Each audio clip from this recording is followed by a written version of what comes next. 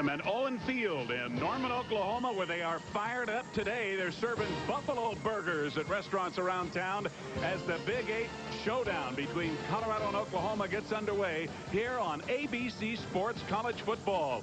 It's a CFA matchup from the Big 8 Conference. The Buffaloes of the University of Colorado are in town to take on the Oklahoma Sooners. And here come the Sooners off a big win last week against the University of Texas in their traditional rivalry game. The first time in head coach Gary Gibbs or quarterback Cale Gundy's tenure that they have beaten Texas. They have not yet beaten Colorado. Can they do it here today? Hi, everybody. I'm Steve Zabriskie. Welcome to Norman, Oklahoma, and Game 2 of our ABC doubleheader today. Well, with all due respect to the Nebraska Cornhuskers and the Kansas State Wildcats both playing well, the road to the Orange Bowl really goes through Norman, Oklahoma today. As we check out the standings in the Big 8 Conference, even though the Oklahoma Sooners are undefeated at 5-0, 4 teams are 1-0, including Colorado, Kansas State, and Nebraska in the Big 8. And here's what else is happening in the Big 8 today, with Kansas State and Nebraska going at it, and the Cornhuskers leading by 2 touchdowns in the second quarter. That's the other big one in the conference today. The team that wins this game here in Norman will have a leg up on going to Miami, that's for sure, and there'll be oranges on the field if it's the Sooners. Working with me today is our expert commentator, former UCLA star and NFL player Ron Pitts, who has a view of this game today from the Colorado locker room. Ron. You know, Steve, it's no secret that Oklahoma has one of the best defenses in the Big 8 this year. But, you know, Colorado comes up here today with an offensive scheme that just may give the Sooners some problems. Here, let me show you what I'm talking about. It's called the 2 tight end offense. 2 tight ends, 2 wide receivers, 1 back. Basically, what it does for Colorado is it gives them an ability to run the football effectively on either side of the formation, regardless of the defensive front. Now, that can create a problem for the Sooners in 2 ways. One, it's going to keep them from overloading one side of the formation just to stop the run. Basically, what I'm saying is that they're going to have to play balanced football across the board. 2, this is 56 Beavers. He's their big blitzer. They usually bring him off the open side or the side away from the tight end, but they have an extra tight end in the game. He's going to be in his face all day long. Now, don't forget now, they still have the 2 tight ends plus 2 wide receivers in the game plus a running back. They can pass the football effectively if they need to. Steve, back up to you. Thank you, Coach Pitts. Hey, you better hurry back on up here. We're about ready for the kickoff. And you talk about Colorado passing the ball. Oklahoma can move it as well. In fact, let's go back to 1980. These 2 teams set an NCAA record that still stands today. 124 total points and 18 combined touchdowns. Can we come close? We'll find out. Welcome back to Norman, where the Sooners have won the toss. Darius Johnson to the right of your screen and P.J. Mills on the left-hand side, back deep to receive for the Sooners as they elect to take the ball, winning the toss. And Mitch Berger, who's done such a fine job of kicking, now a senior out of Delta, British Columbia, will hit it for the Buffaloes. Colorado comes into the game 3-2 overall, but 1-0 in the conference. And the Sooners, of course, undefeated at 5-0.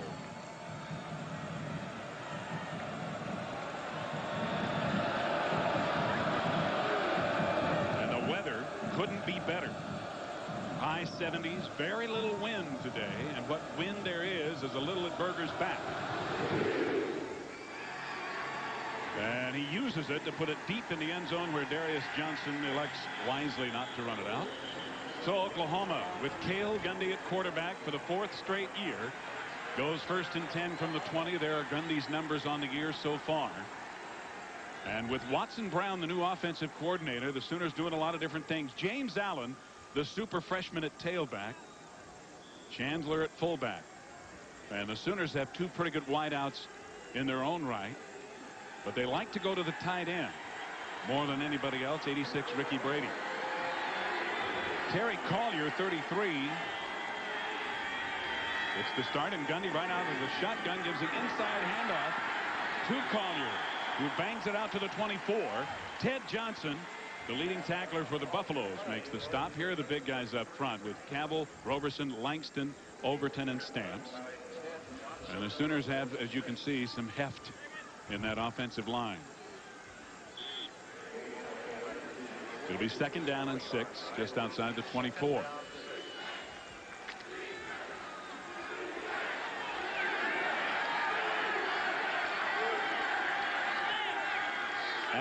slot to the left. Collier the lone setback. And Gundy's first pass. He'll be sacked. And big number 56, the main man, Ron Woolfolk, almost untouched. And the loss moves it back to the 18, where it'll be 3rd and long. Woolfolk right now, he's coming from the right side on the blitz in the 34, 3 down linemen, 4 linebackers, and he just beats Collier. He just pushes him out of the way. That's the kind of effort there. The coach is going to say, hey, you got to do a little bit better job of blocking than that. Because the rush really wasn't that devastating. He just was a poor block up front. Chandler overall has probably done a better job than Collier blocking. Now the I formation with James Allen, the tailback. Play action. Gundy and wide open and complete is Albert Hall for the first down. Chris Hudson, the free safety, had the coverage, but a big 3rd down conversion for the Sooners. You know, last week Oklahoma came out and their first 5 plays were passes. Right now they're back into the rhythm. On the outside, Hall just runs a post corner. He's going to go into the post, but at the last minute he breaks it outside. The safety can't get over in time. That's Hudson. Gundy looking to the sideline, shrugging his shoulders, but it's 1st and 10 at their own 43. Allen in motion. Gundy on the option tries to cut it back. Colorado is waiting for him, however. Sam Rogers makes the hit that finishes him off with Clavel, Bruner, and Holland, the front 3 for the Buffaloes in the 3-4. The 4 linebackers are Woolfolk, Rogers, Russell, and Johnson, the leading tackler.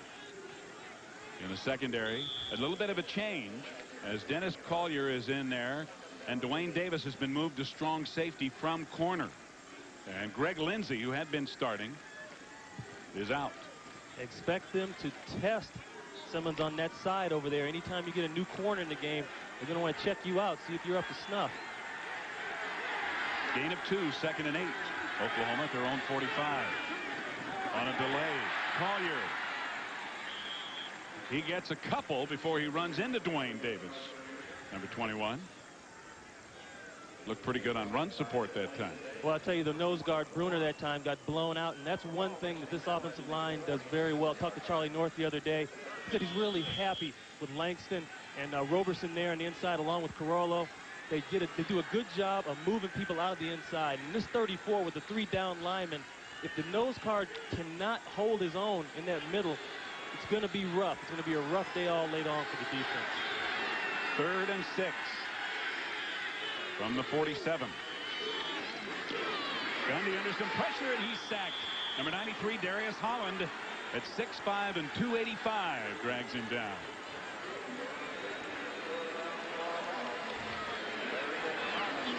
Holland right here, the defensive end, he moves down inside for a quick pinch, and they mess up the blocking scheme. You see Corolla right there. He wasn't sure who to take.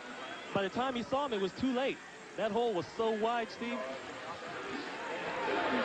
You saw Charles Johnson, number 9 for Colorado, and Scott Blanton, the junior from right here in Norman, with a good kick against the wind.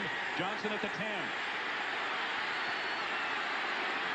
And a heck of a return under the circumstances as he picks his way through a bunch of red shirts until the stop is finally made. A 49-yard punt by Scott Blanton into about a 10 or 15 mile an hour wind. And here is Cordell Stewart, the junior from Louisiana, and his 1993 numbers. Over 1,100, nearly 1,200 yards passing. They have got some fine, skilled people of their own on offense, does Colorado. Our first look now at the 2 tight end offense we talked about. Lamont Warren finding no room and trying to go the other way. He's going to be hauled down for a loss at the 15. John Anderson, the strong safety, coming up a little bit lame, made the stop. Lamont Warren and Charles Johnson, along with Michael Westbrook, the 2 leading receivers, both in yardage, 1 in yardage and 1 in receptions for Colorado. And then the 2 tight ends that Ron talked about. Up front, Bertie Irwin, Stoltenberg, one of the leaders, Hammond and West.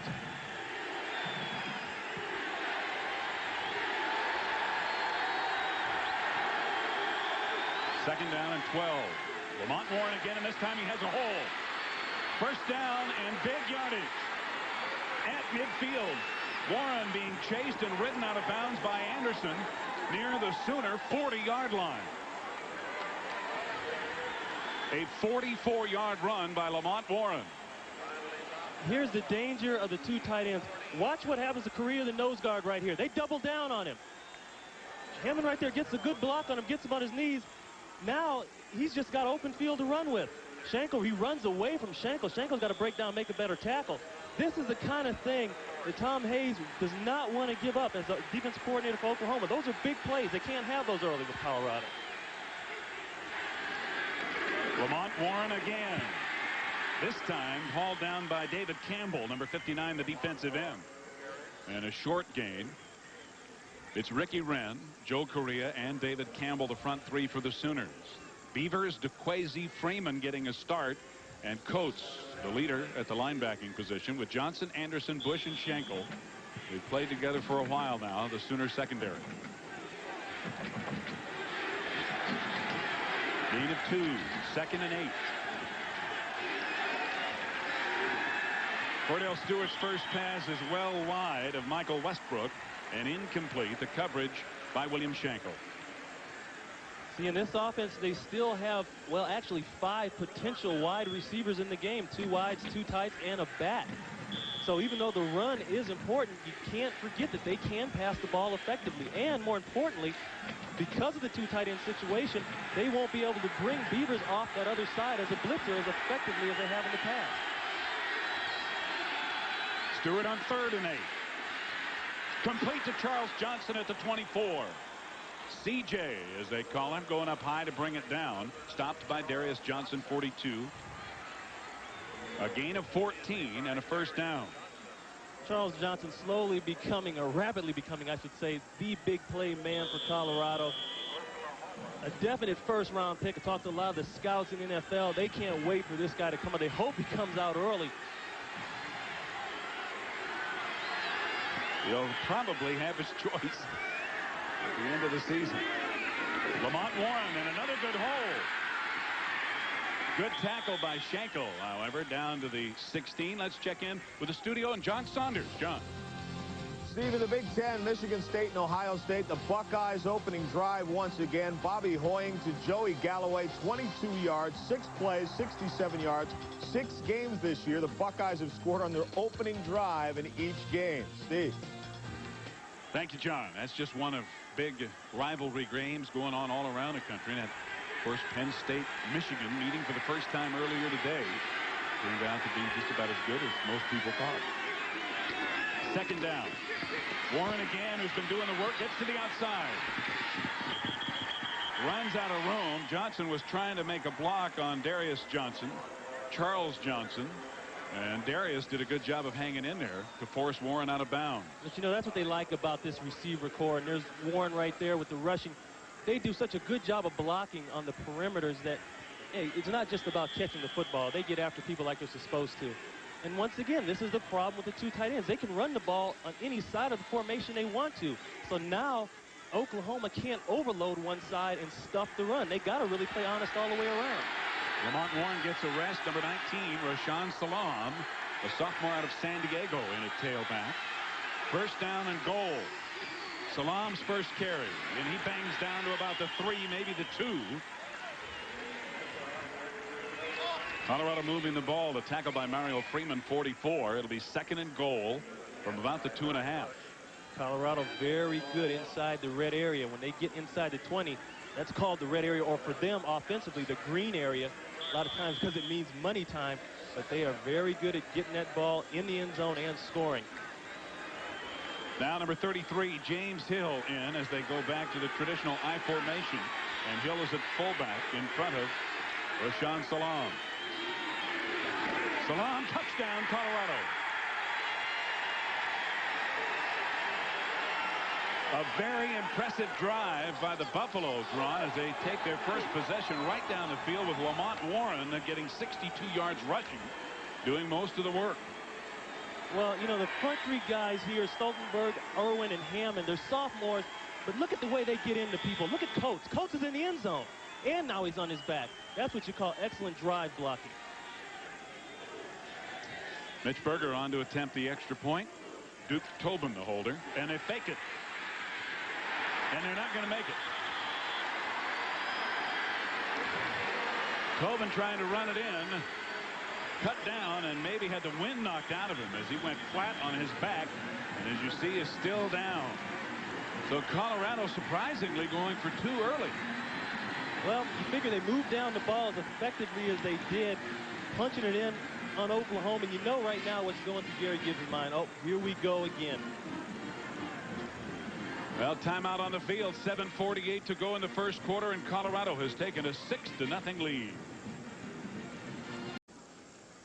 Duke Tobin, a senior from Arlington Heights, Illinois, and a backup quarterback and holder for the Buffaloes of Colorado, just now being helped up. Apparently, he was knocked unconscious, and they were concerned that he might have a head or neck injury, and they did bring a stretcher out, but as yet, as you see, they have not utilized it, and the team physician is going to check him out thoroughly before they do move him. Let's go back and look at the fake extra point kick and attempt for a two-point conversion. He's shaking. See right here, Oklahoma, they're in a safe look. They're expecting it all the way. Beavers, the linebacker at the bottom of the screen, 56, he reads it. Now, Beavers is a load. Watch the hit he puts on him, and watch the way his rest of his body comes over the top of his head. Oh. Boy, you never like to see those things, Steve. I tell you, you can bet he's in a lot of pain right now. I'm not too sure whether he knows whether he's in Norman Boulder or anywhere else, but he doesn't look very stable at this point. It's a good thing, however, that he is up and under his own power, because they obviously don't believe that he has a serious head or neck injury, or they would not allow him to get up and walk around. So Duke Tobin will go into the locker room and be more closely examined to make sure he's all right.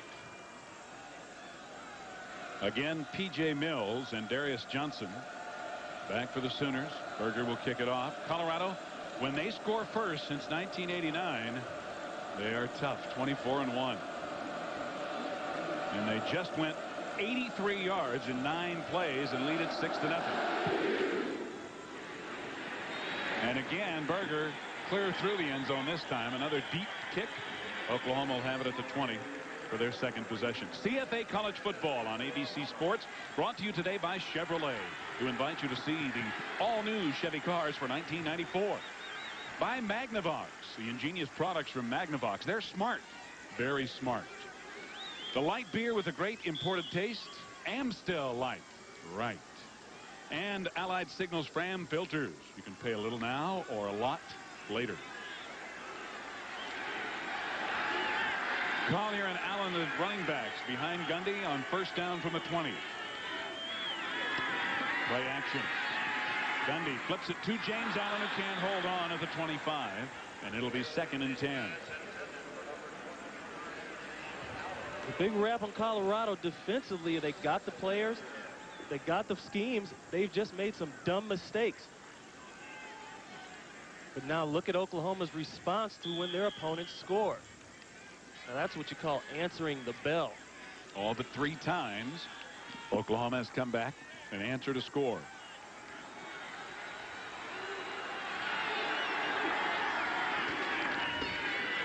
Allen only about 2 yards is all as he tries it up the middle. Been so much said now about Oklahoma's balanced attack. The man you'd expect them to go to here pretty soon is their leading receiver. No, it's not Albert Hall. It's not Warren. It's Ricky Brady. And 2 plays ago, they had him flexed out, trying to get a linebacker out of the interior area there, so possibly helping them run the football a little more. But sooner or later, they will go to Brady. And there is Ricky, a senior, just up the road in Oklahoma City. 3rd and 8. Oklahoma at their own 22.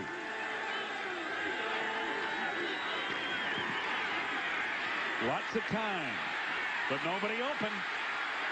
Now Gundy flips it. Collier, and Collier has a first down outside the 40 at the 42. Run out of bounds by 7. Dalton Simmons, the safety. Gundy right now doing a good job on the ad lib. You got to believe Gibbs likes that. Here's a guy who had a hip injury last week. As quiet as it was kept, he wasn't even going to play against Texas. And what a game he had running the football. Yeah, he rushes for 3 touchdowns of all things. Well, Gundy has really come into his own this year. And, of course, Gary Gibbs and Gundy give a lot of credit to offensive coordinator Watson Brown, who has brought the Sooners more balanced attack and I think run a scheme that utilizes their weapons more completely. Oklahoma 1st and 10. Gundy dancing away, but he won't go very far. He'll lose about a yard. Back to the 41. Finally run down by Brian Diet. One thing Watson Brown said they were going to try to do, the offensive coordinator for Oklahoma, is if they count more than 7 in the box, they're going to pass the football. Look at Brady. He's so open, he doesn't know what to do. They're taught to come back to the football, and the receivers, they do that good, but in that situation, his route, he really couldn't come back to the football because he's supposed to run the route toward the middle of the field where nobody is. Brady again is the leading receiver for the Sooners. It is 2nd and 11. Quick pass out to Albert Hall in the flat. And Hall cannot make the man miss. Dennis Collier with a good open field tackle. And a short gain out to about the 46 for a gain of 5. Oklahoma in a triple formation, 2 wideouts and the running back on the same side, the left side, and they split Brady to the far side, trying to remove some linebackers, get some air to run in and to pass in, and that time it was good for him, but not quite as much as they would like to have. Syracuse just getting by Pittsburgh, and it has become a pretty traditional game in the Northeast. 3rd down and a long 5 for Oklahoma. Tipped, but caught by James Allen, and he's very close to a 1st down. Chris Hudson, number 47, this free safety, got him right away, but Allen is very close to the marker. It will depend on the spot. And it's close enough that John Laurie, the referee, has asked for timeout, and they may bring the chains on to measure. They will. They needed to get near the Colorado 47. They are just past the Colorado 48. And it is just barely in front of the stick for a 1st down. That's about as close as you can get it. Man. Good effort by James Allen. Steve, you notice the way that Gundy is staying in the pocket. This is one thing that Watson Brown said he wanted to make sure he did with Gundy this year. In the past, Gundy's been erratic. He's scrambled around. He's got the ability to do it. So a lot of guys that do, they do that. But by staying in the pocket and maybe taking an extra sack a game or 2 sacks, he can see more downfield of what he's supposed to see. They've got Brady out in the slot to the right again. Play action on 1st down. Going long. Jawan Penny incomplete, and Collier, 22, was right there with perfect position. Dennis Collier, a senior from San Bernardino, California, on the fastest of the Sooner receivers, Jawan Penny. Collier right now in bump and run. What he's doing is he's bailing. He really has a deep 3rd, but he's making it look like man. Right now does a good job of staying in the receiver's hip pocket, goes up and gets the football at the last minute. Good job. Actually, he should have intercepted the ball. But he's going to get to the sidelines. His coach will say, hey, intercept that ball. Don't just knock it away. Intercept it. That's what they always said to me. Yeah, that's pretty good play, though. Pretty good coverage. 2nd and 10. Allen. And not much running room, as Colorado doing a good job of jamming it up. Led by 93 Darius Holland and 94 Kerry Hicks, the nose guard.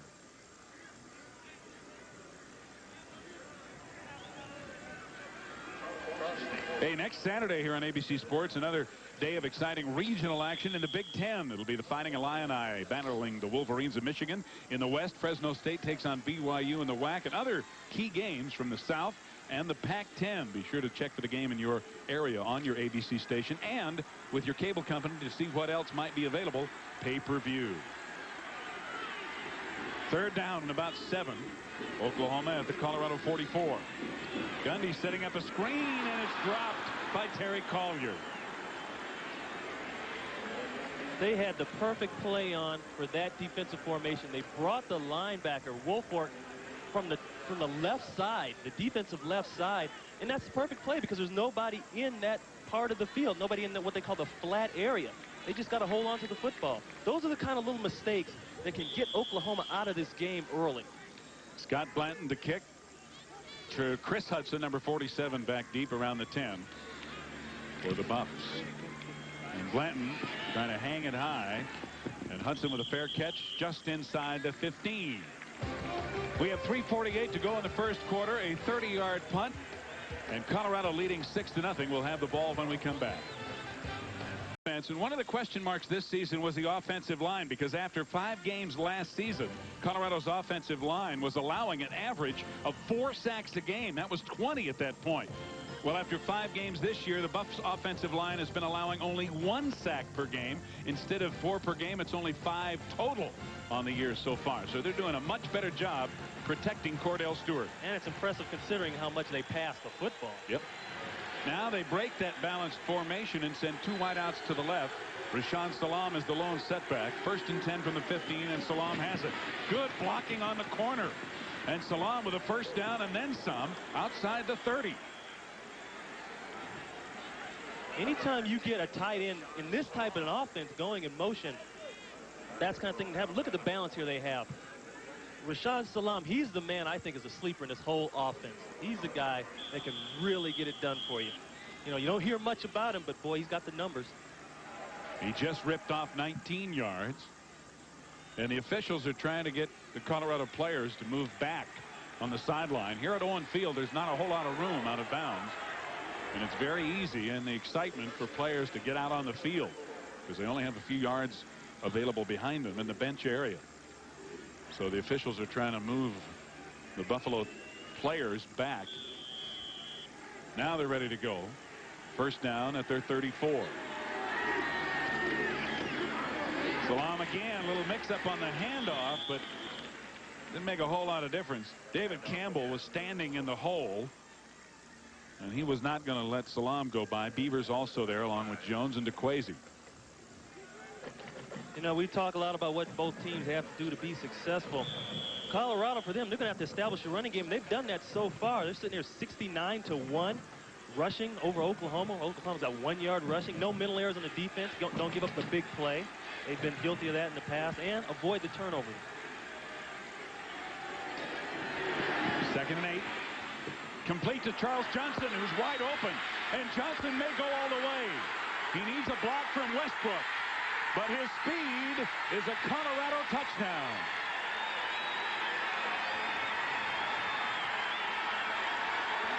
Is there any doubt, Steve, why he's a big play guy and why they go to him when they need it? A 64-yard touchdown pass. He's just going to run a little hook here. Nothing big. Oklahoma's in 3 deep coverage. The problem is the tackling afterwards. Anderson overruns the play. Bush misses the tackle. Now he's off and running. You can't let a guy who runs a 4.3 go off like this. You want to talk about a great story, Steve? That's CJ.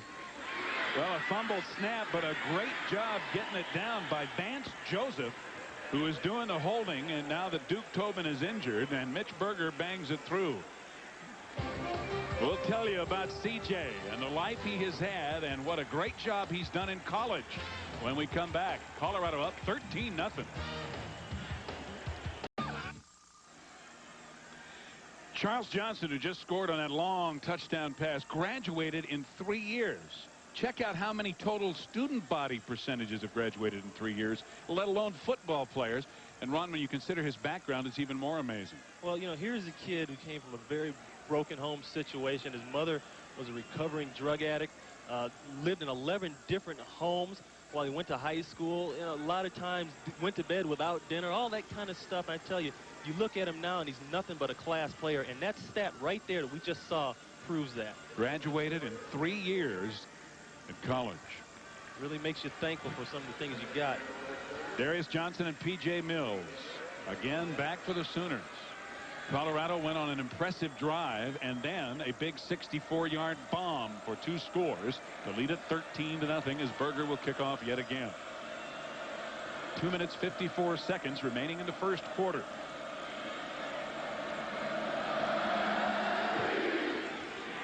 And another boomer from Berger. That's good for 3 points. Let's check in again with John Saunders. Steve, Tennessee and Alabama. Watch Heath Schuler. Off his back foot. Still has enough arm to get this one to Craig Faulkner, 25 yards. His 19th touchdown of the season. That's a new Tennessee record. They lead Alabama 7-3. Steve. Thank you, John. I'll tell you what, scoring a touchdown against Alabama is being off to a good start with that defense. Yeah, I'd say so. Might be the same here. Gerald Moore, number 7. Another fine freshman running back in for Oklahoma, who takes the play action face. Gundy complete to Corey Warren, who somehow holds on at the 40. He was blasted by Sam Rogers. Great play. This is a double cross play. Warren's going to come across the motion, then go across the field. Brady's doing the same thing as tight end. What this does is make the strong safety on the other side come down and bite on the tight end, and that play's wide open.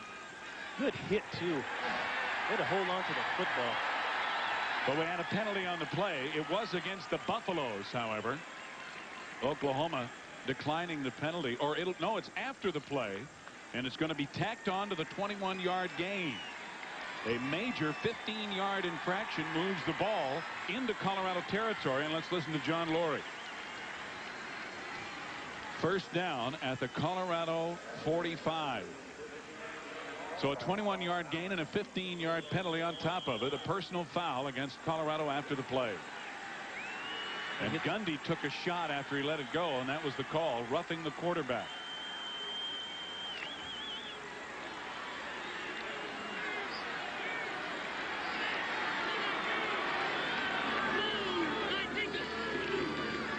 On the option, Gundy cuts it up to about the 40, down to the 39, in the grasp of linebacker Matt Russell, number 16, a redshirt freshman out of Fairview Heights, Illinois.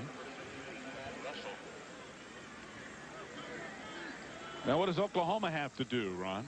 Well, they're going to have to maintain a balanced offensive attack that they've been doing now for the last couple of weeks, and that includes basically keeping that ball to Brady. He's the guy who's really been the surprise for them in the receiving part. Stop the big play. No big plays like they just had. They can't have that. And, of course, the turnover ratio is always important. Second down. Gerald Moore runs into a pile and is going to lose yardage. Great penetration by Shannon Clavell, number 92, who got support from Matt Russell. Clavell at 6'4" and 270. You know, sometimes the enemy isn't always the other team. Right there, he runs right into Chandler. No place to go. Clavell pushed Chandler right back into the backfield when Chandler was putting the hit on him. So it's going to be 3rd and 9. The ball at the Colorado 43.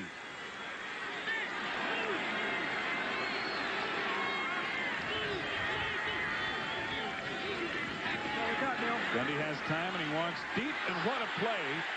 Number 7, Dalton Simmons, slapping it away at the last second, and it'll be 4th down for Oklahoma. They had what they wanted. Watch number 16. You can't see him. He's coming to the screen. Ted Johnson, Russell. He gets right in the way at the last minute, and Simmons is able to come down and block the ball, but it was actually Russell that got in the throwing lane, so Gundy couldn't get a clear shot on it.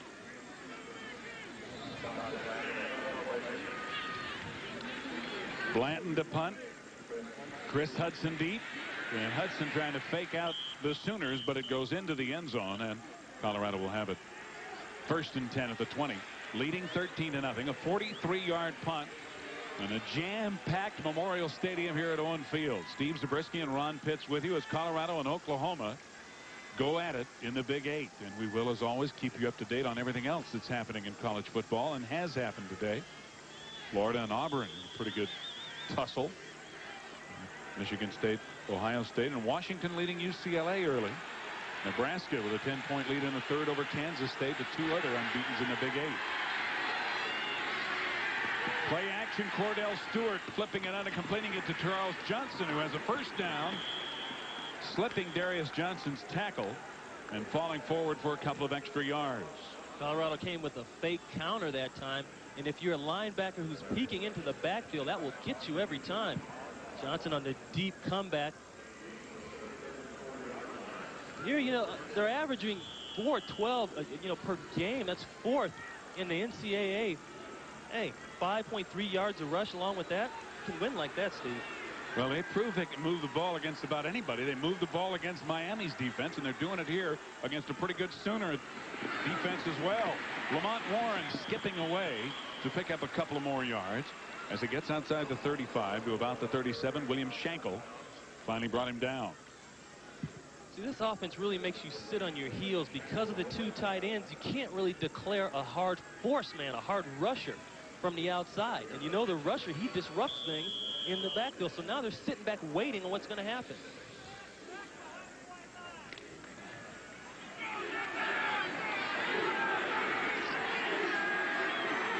Second down, 6.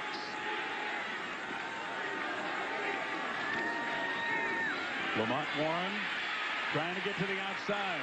Darius Johnson pulling off of a block.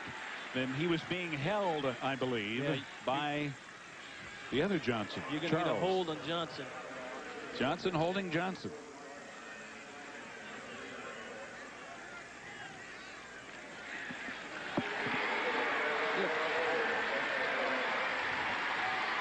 Watch Johnson at the top here. He's going to get a little bit of jersey on Darius. Just enough. Not as much as I've seen, though. Tell you what, that wasn't too bad. I've had guys hold me a lot worse than that. Grab my face mask, rip my jersey.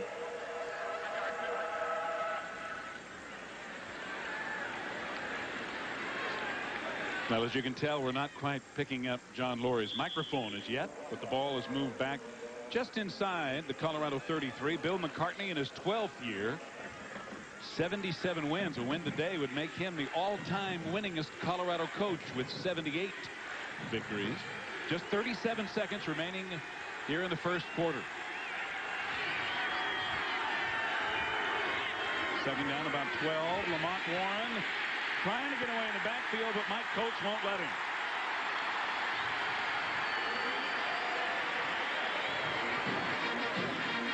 Mike Coates, the senior out of Oklahoma City, the leader of that unit. Yeah, he's like the quarterback back there on the defense. You know, he's the guy they all rally around. And the problem is, I'm surprised they're running that much to that side. You got Coates on that side, and you got Beavers on that side. I think you'd want to go backside to Kwesi, who's a little bit lighter, around 215 as a outside linebacker. And you can see the time is going to run out before they can get another playoff. It'll be a big third down for Colorado as we come back. The end of the first quarter, however, shows the Buffaloes leading 13-0. You'll notice that the artificial surface here has a two-tone look to it. See that in the middle? It's lighter along the crown of the field, and along the sidelines it's darker green. Well, the reason for that is that they actually watered the artificial surface earlier today. And Ron, this wasn't to make it grow, I don't think. Well, we heard from an old OU football player as of last year, that Gibbs does that purposely because once that seeps into the turf and later on when the sun comes out and hits it, it evaporates and it makes it a lot hotter down in that field and a lot more humid. Adding a little humidity to those Colorado players that play at a higher altitude and may not be used to it. Their gamesmanship. Cordell Stewart on third down is going to be stopped well short. It was 3rd and 13, and Cedric Jones, number 57, brought Stewart down, and Colorado will punt it away. Steve, this is an area where Colorado is at their best as far as allowing punt return yardage. Berger, one of the tops in the NCAA in punting, but they allow minus yards on the return. Yeah, they have an outstanding net punting. Berger's averaging 41 yards a kick. Their net, as you look at the receiver, Darius Johnson, 39 yards. So they're only really getting about, or giving up about 2 yards per punt return. How's that for field position? Berger will be kicking into that 10 to 15 mile an hour range now. And not a good kick off the side of his foot. Coming to the near sideline. And it's going to be a very short punt. They'll mark it at the 44 of Oklahoma. I think we jinxed him. Only a 22-yarder. That's what happens. It's a nice high drop on the ball. He just makes a bad kick. At first, maybe thought he might have slipped there, but no. As you can see, he's not too happy about that. Now, Mitch has done a fine job. Now a senior, but Oklahoma with excellent field position at their own 44. Gerald Moore trying to cut back and running hard, and he can run hard at 5'10" and 230.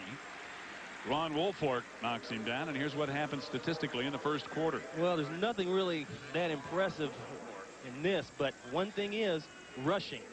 Look at the rushing yards for Colorado and look at the rushing yards for Oklahoma. Well, we talked about being balanced, but, you know, come on, that's ridiculous. You got to do something.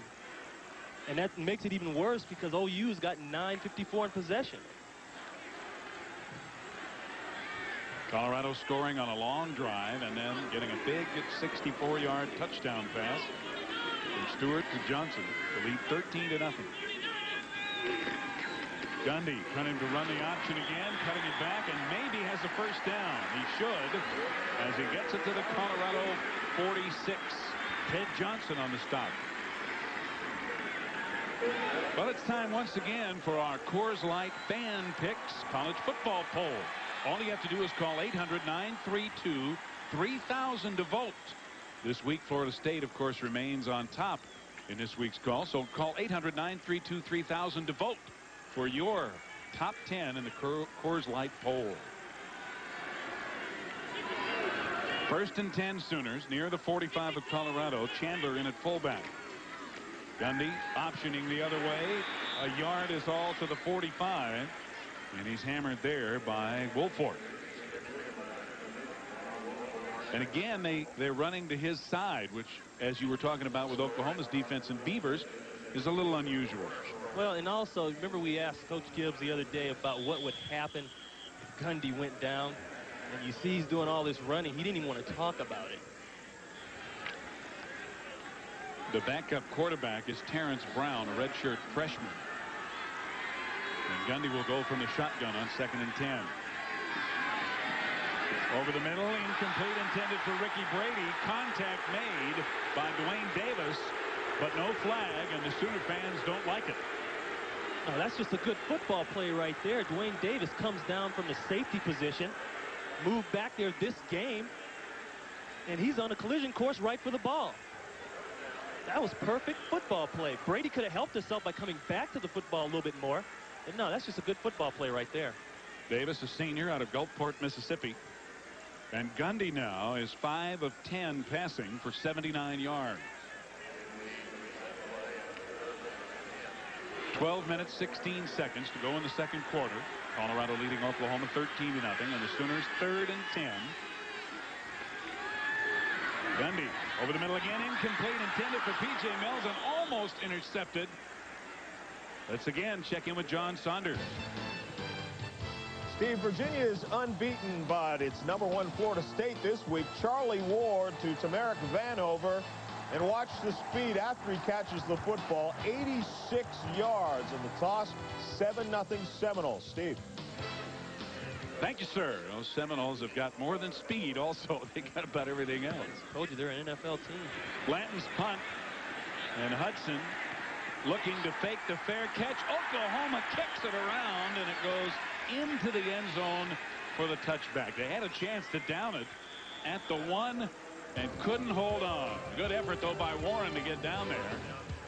12:03 to go in the first half. We'll be back. Sooner fans in abundance, and they're not very happy so far as Colorado has jumped out to a 13-0 lead with just over 12 minutes to go in the second quarter. And the big play offense of Colorado has been making big plays today, more so than usual on a percentage basis. Rashaan Salam, the lone setback, 1st and 10 from the 20. Salam, no hole. Mike Coates in there along with Cedric Jones. Later, these are night games tonight around the country. Notre Dame and BYU. This is local time. Stanford and Arizona will get it on the Pac-10, and Oregon State USC will do as well. A lot of night action. And of course, most of those games in the West.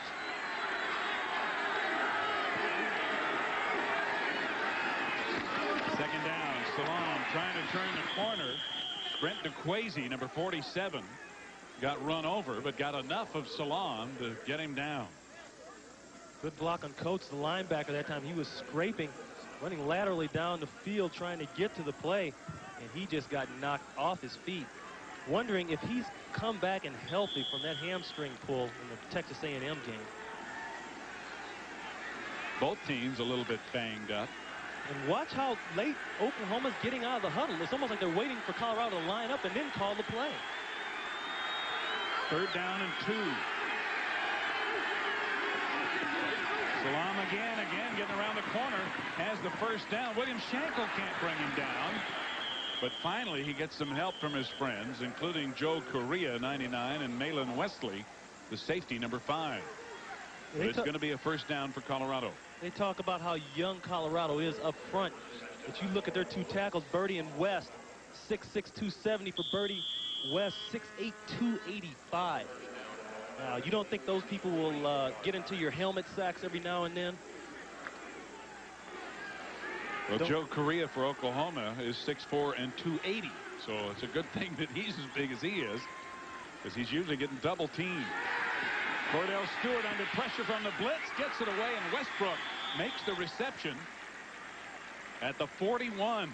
Darius Johnson hit him immediately, but Michael Westbrook holds on for a good gain on first down, and Darius Johnson is either frustrated or shaken up. Looks like he hurt his wrist. Stewart got pressure that time from Malin Wesley, the safety, number 5, and just did get it away. Oklahoma is not huddling up, and they're checking the sidelines with defense coordinator Tom Hayes to check the play before Colorado comes out, and I think they're getting out a little late because of it. 2nd down, 2 after the gain of 8. Salam with a good hole and a first down out to midfield. Paul Oates, number 55, on the tackle. And a reminder that coming up this Monday night here on ABC Sports, the Los Angeles Raiders are back in the hunt for the AFC West. And now they'll have that mile-high meeting with quarterback John Elway and the division rival Denver Broncos. My man Wade Phillips leading them out there now. They meet Monday night live at 8 Central and 7 Mountain right here on ABC's NFL Monday Night Football. Salam has carried 8 times for Colorado and picked up 51 yards. Lamont Warren over 60 yards rushing. And did Oklahoma jump off sides, or were they drawn? Looked like David Campbell, 59, made contact for the Sooner defense. He did. All good quarterbacks will vary their snap count. That's just a mental error that drives Gibbs crazy. People can't do that. You got to stay on side. You got to key in to those type of things. You're right over the ball. The defensive line, they're closer to the football than anybody. That's just not being keyed in and concentrating on the game.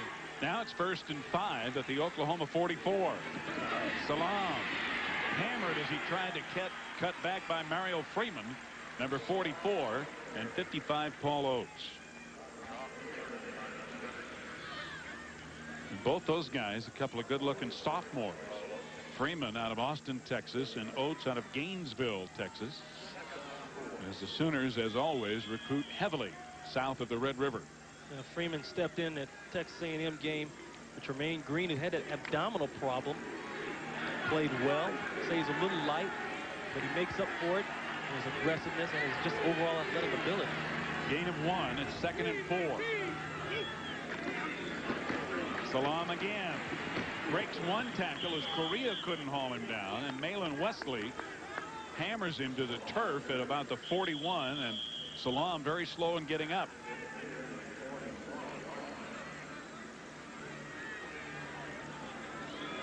Looks like he takes a pretty good shot here.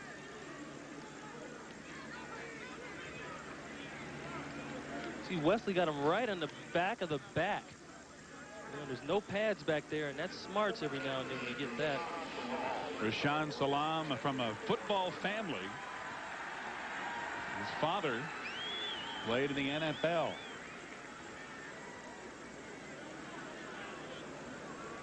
And he's still hurt. We have 8:07 remaining in the second quarter. Colorado leading 13-0.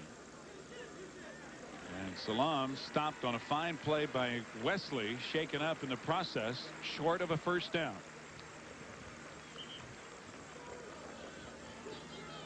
Listen to the contact as you hear Wesley and Salam butt heads on this play.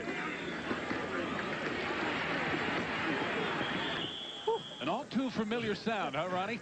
It kind of sounds like bone on bone, if you know what I mean. Yeah. Boy, I tell you. High impact plastic coming together with great force. Lamont Warren back in at tailback, number 12.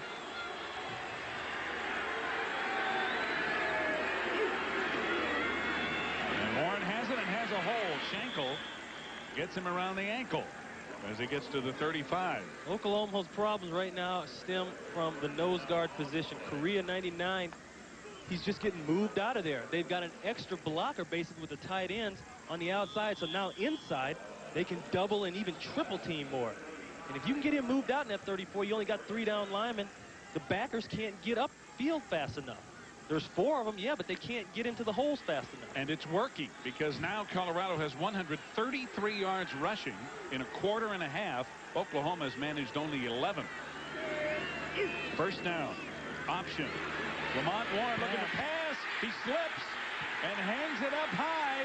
Contact in the end zone. A flag. Touchdown is signaled as Charles Johnson made the catch. But we'll see because a flag went down on an interference call. And we'll find out who the infraction is against. Oranges coming onto the field. They're going to give him that touchdown, Steve. It's defensive interference against Oklahoma. It's a Colorado touchdown as Lamont Warren hits Charles Johnson on a 34-yard option pass. Well, they had him set up perfectly. You run the football. We just saw the stats for Colorado running, and now they come back and they throw it. They've got everybody. He slips. Look at that. That's unbelievable. Talk about athletic ability. Now, the problem, Darius Johnson, he overruns the throw. He's got to try to come back. He grabs jersey to come back, but the ref's standing right there on the pylon. He's not going to let him get away with that one. And down in that corner, as I mentioned before, is where the oranges are being thrown on the field by the Sooner fans, who are, most of them are saving him for an Oklahoma victory. They're throwing him because they don't like the call right now. But what I want to know, Steve, is how you can throw a football as a running back 40 yards, almost 50 yards, leaning back on your both feet. I mean, that's incredible. It was a great play by Lamont Warren, and maybe that wet turf had a little something to do with it as well. I think it worked against Gibbs. Well, they're going to have to get the teams over out of the way and ask some of the OU students to come out and clean up the oranges before we can have the extra point attempt. Boy, what a day for Charles Johnson so far. He's caught 4 balls for 125 yards and 2 touchdowns. He's had a 34-yarder and a 64-yarder. But you know, it's deja vu too. Last year, 5 of 6 of the longest passes for Colorado, 5 of them were to him. You can see Johnson right here. He's number 42. He overran the play. Look at Johnson on his knees, though. Darius Johnson coming back, trying to make a play, can't do it. Charles Johnson was on his knees when he caught that football. Well, they lined up for the extra point again while you were watching the replay. More oranges came on the field, and a flag has been thrown. And unsportsmanlike conduct is going to be charged to Oklahoma, which is really committed by their fans. The officials, in an effort to get play back underway, assessing a penalty because the Sooner fans in the end zone won't back off. They'll assess that penalty on the ensuing kickoff as Mitch Berger will attempt the extra point. Vance Joseph the holder, and it's good. We have 7:15 to go in the first half. Berger's been busy, and so has the Buffalo offense. 20-0 Colorado over unbeaten Oklahoma. Is it possible to throw a ball 45 yards in the limbo position? Let's ask Lamont Warren. He does it.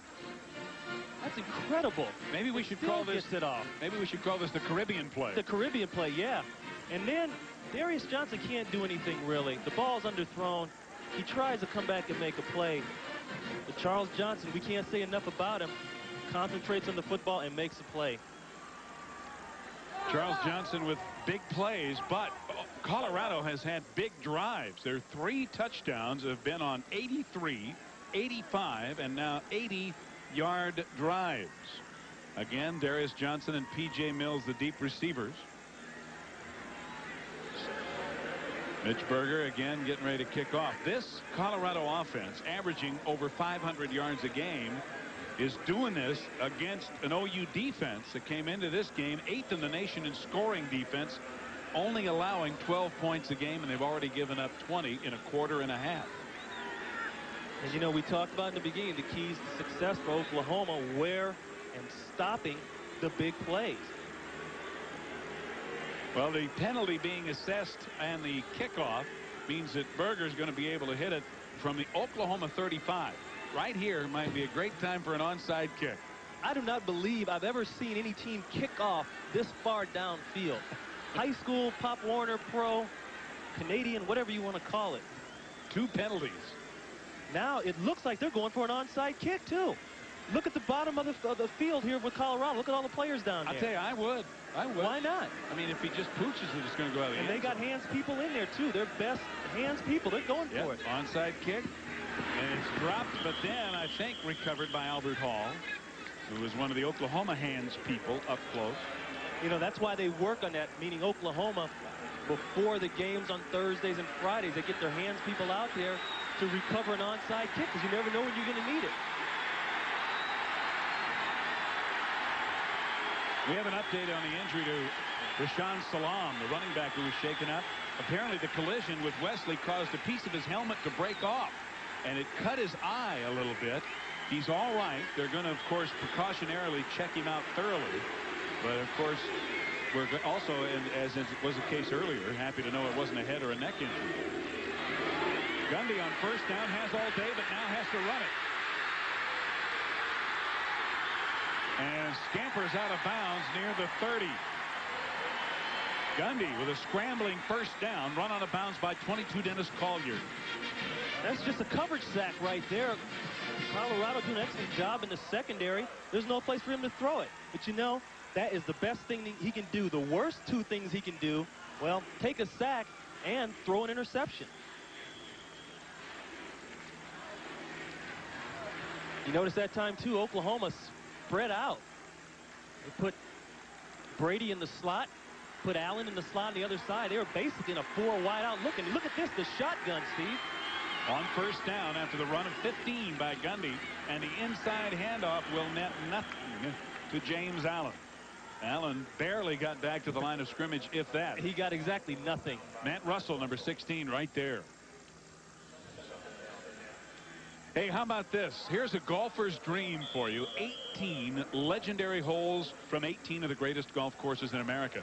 Join John Daly, Tom Kite, Fuzzy Zeller, and Davis Love III for an unprecedented round of golf. 18 holes on 18 different courses in the Chrysler American Grade 18. Coverage begins tomorrow at 3 Central and 2 Mountain right here on ABC. I'd like to have been on that trip.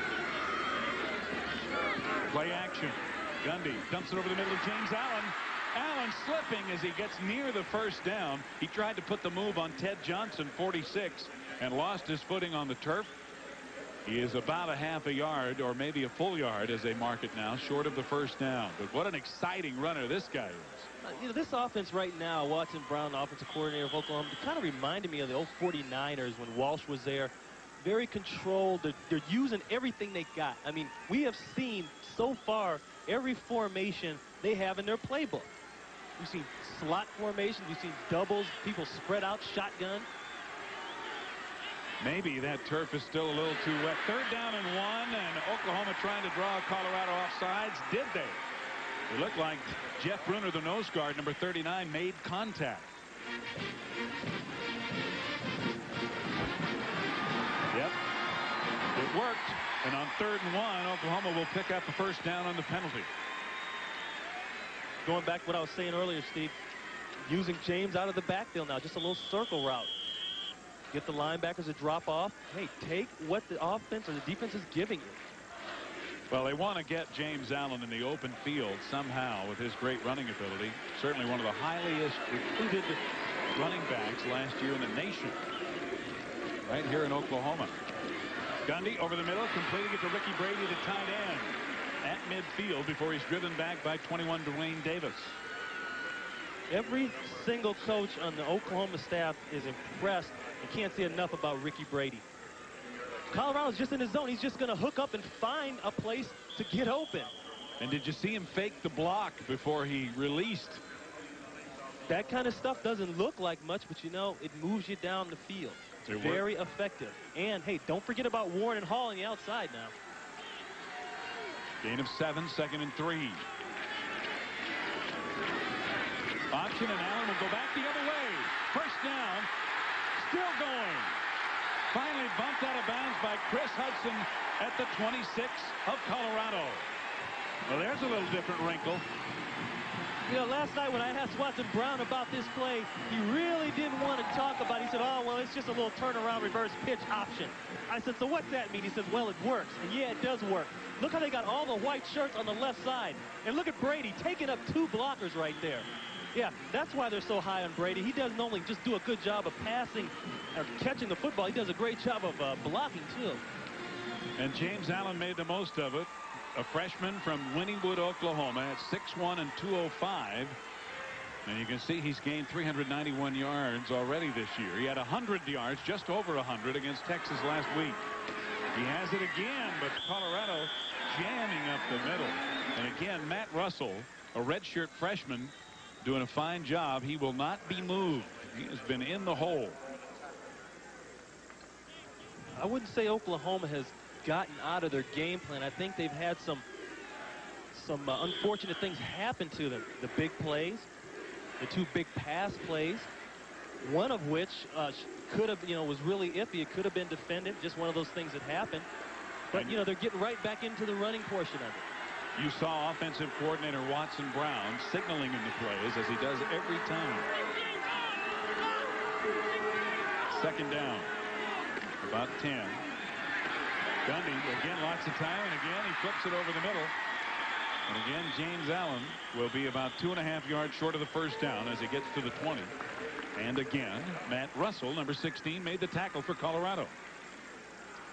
Notice how effective the play action is to the linebackers. Russell, 16, 46, Johnson. They've got to honor that with the kind of line that Oklahoma has, and Allen running the football. They're sending him up there in a play action form, and then they're letting him release to go out for a pass. I mean, that's double jeopardy for the linebacker. They don't know what to do.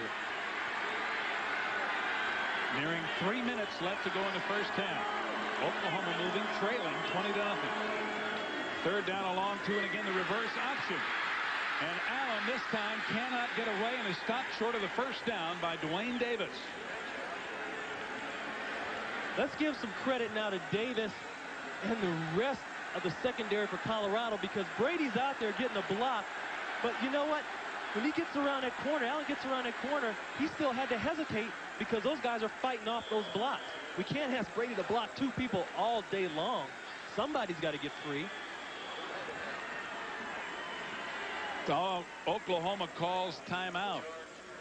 The crowd obviously wants him to go for it. It's 4th and about 1.5 yards to go. They'll be talking it over when we come back. And one would have to say that the Sooners are not going to have a losing season this year. They've done a fine job coming back under difficult circumstances. Now they're going to go for it on 4th and about 1.5 yards. Gundy cutting it up, has the first down. They run that play so well. They made so much yardage against Texas. It shows you what they really have confidence in going for it on 4th and about 1.5 yards. They're 3 for 3 this year on 4th down plays. Well, Watson Brown's got everything he needs in this offense to make it work. He's got an option-type quarterback who can also throw the football. That's a plus right there. He's got a running game, and he's got people on the perimeters that can catch the football. And they are tough when they get down here. They get busy in the 20. 1st and 10 from the Colorado 17. Gundy from the shotgun.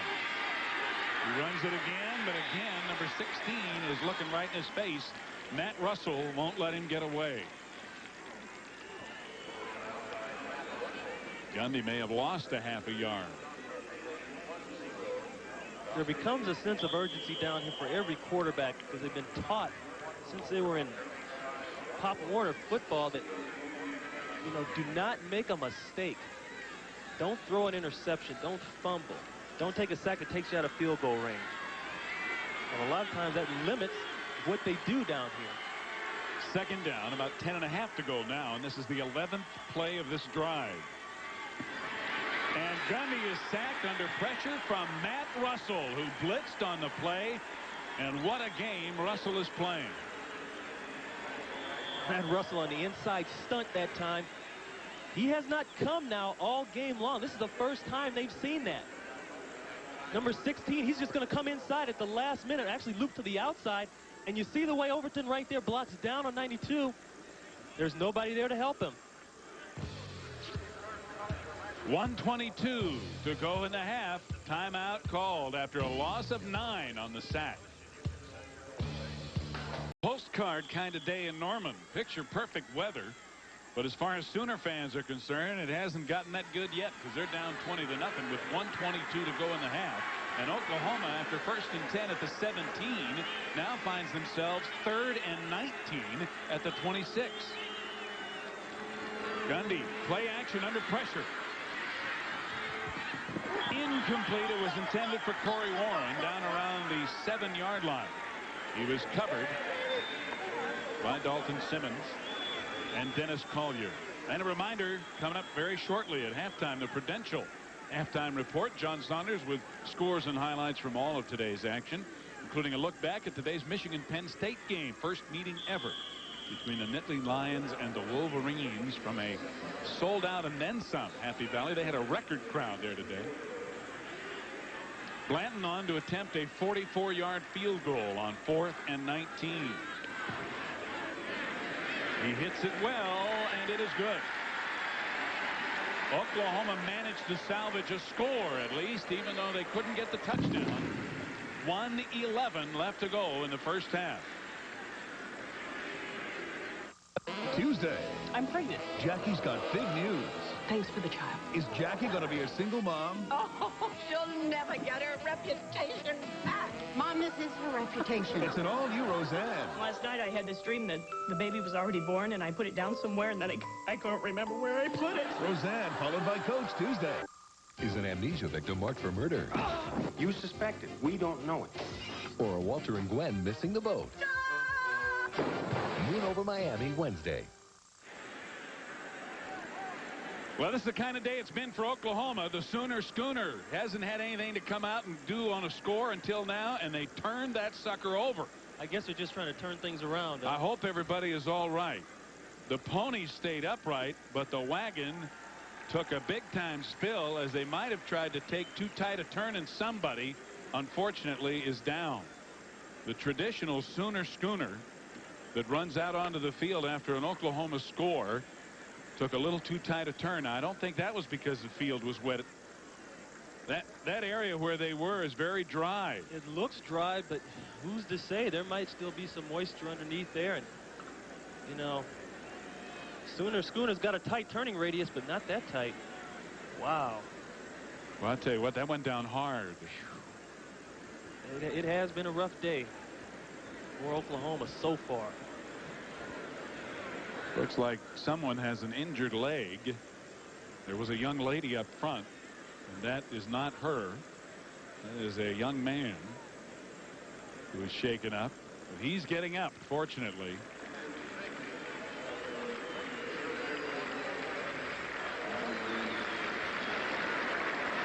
You can tell you're having a bad day. You're not only getting players injured, but you're getting other members of the crew hurt as well.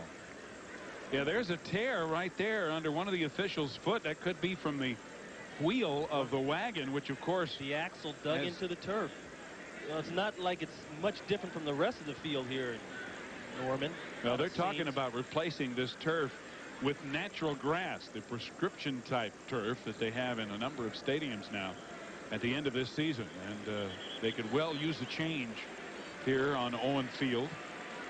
That'll be probably accelerated now with the damage that spill caused. Well, you know, yesterday when we were down on the field, that turf is so low. It's like it's not even turf. It's just, I don't know, a bad carpet. Well, I think really the slipping carpet we've seen, Ron, is probably due more to the fact that it's worn out than it is to the wetness. Yeah, absolutely. That's why so many of the players are wearing tennis shoes down there. James Allen, he came out the other day. He just had on regular tennis shoes. That is James Kidd, number 2, a redshirt freshman out of Elk Grove, California, who is back deep as the lone deep receiver for Scott Blanton's kickoff. 1 minute, 11 seconds remaining in the half. And Kidd will not get a chance as Blanton puts it through the uprights for the pseudo 3 points. And that's all Oklahoma has. It's 20-3 Colorado. This is not a good position for Oklahoma to be in right now, obviously. Yeah, see, they're taping the field now. Well, I'll tell you, that duct tape does everything, doesn't it? It's everywhere. Don't go anywhere without it. Well, they've got to. Somebody could turn an ankle big time on that. They're doing the best they can. 1st and 10, Colorado at their own 20. Lamont Warren, a lone setback. And Warren has it. Joe Correa got him first. Nope, it wasn't Joe Correa. It was 92 Ricky Wren who made the first contact. And Mike Coates and Mario Freeman finished him off. Ricky Wren at 6'1" and 270 coming hard from his defensive end position. Wren coming in now for Russell Allen. Hurt a knee last week. He's in a brace right now. It's hard to say when those things will heal up. You get those ligaments stretched a little bit.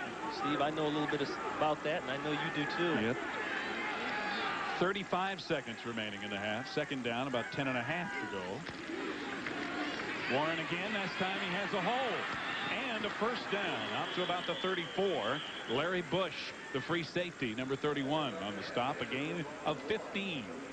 See, with 2 tight ends, Colorado is 7 on 7. Okay, they can get a hat on everybody. And what's happening is just that. Coates, he read the play. He's trying to get over to it. All of a sudden, a guard comes out and takes him man to man. He can't get off the block in time. The fact that they're in the 34, they're so deep. You know, he's so far back, he can't get up there in time anyway. As you can see, seconds ticking off, and then we will not have another play before the end of the 1st half. It has been Colorado that has come in here to Norman and taken charge in this Big 8 key showdown for the Orange Bowl. It may have a big bearing on who goes to Miami, and so far Colorado has made their statement in a big way with 3 long drives of 80 or more yards, 2 big plays, one of 64 and one of 34 for touchdowns. And the Sooners of Oklahoma have had the football but unable to score except for a Scott Blanton field goal. At halftime, Colorado 20, Oklahoma 3.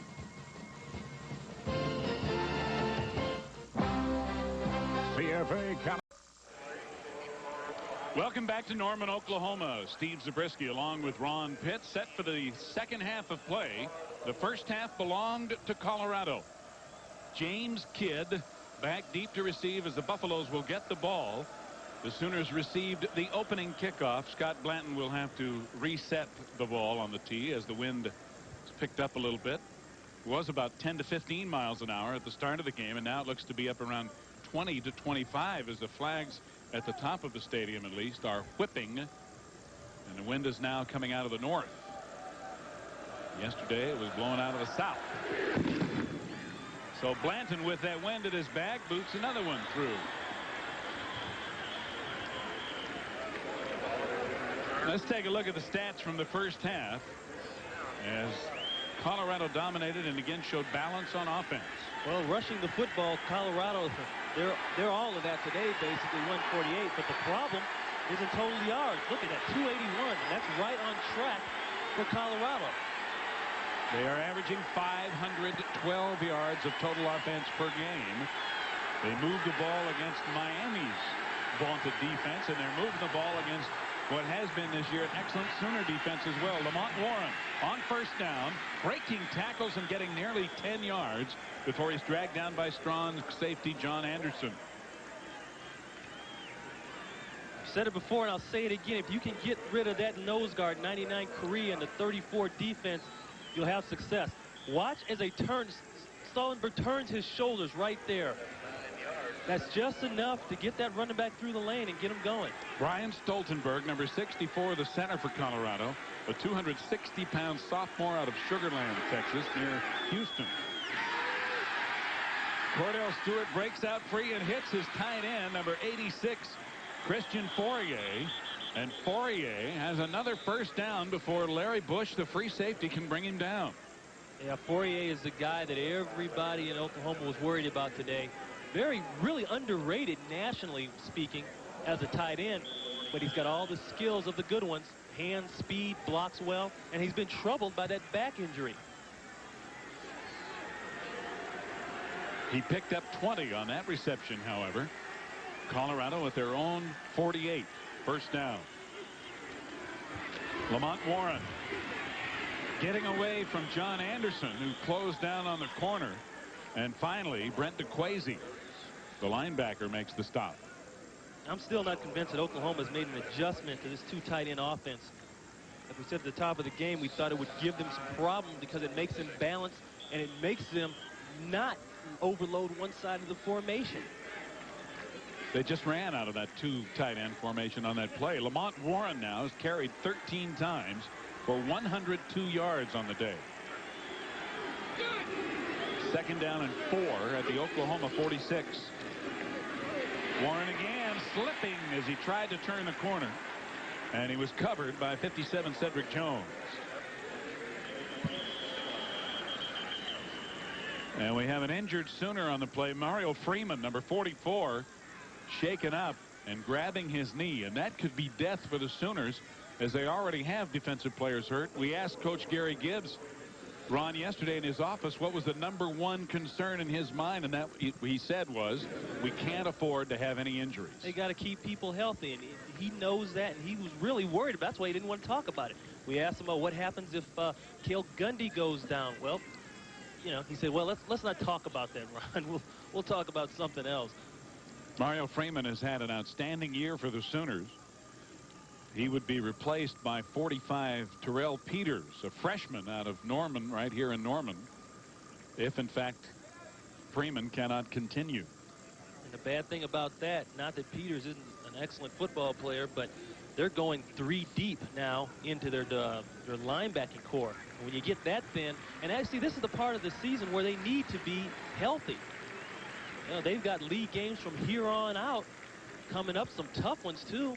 This is not the time to be, you know, searching around in your 2 deep and 3 deep cores of your depth chart. Well, you never like to see that when a guy's leg is hanging limp and he's carried off the field, as is the case with Mario Freeman. Look at that. Nebraska made a tight game, not so tight late. 29 seconds to go in the game. Colorado is 3 of 4 on third down conversions. They've got one here, and Stewart makes it to Charles Johnson. It's a first down at the Oklahoma 36. Darius Johnson and Larry Bush make the stop. But a big day for CJ with another big catch. All they're running right now is outs and in. That's a curl in. The problem is the linebacking core can't get deep enough to cover that area. They threw that right in what's called the slot area in between the hash and the numbers. And Coates almost got there, but didn't quite make it. Gain of 11. First down near the 35.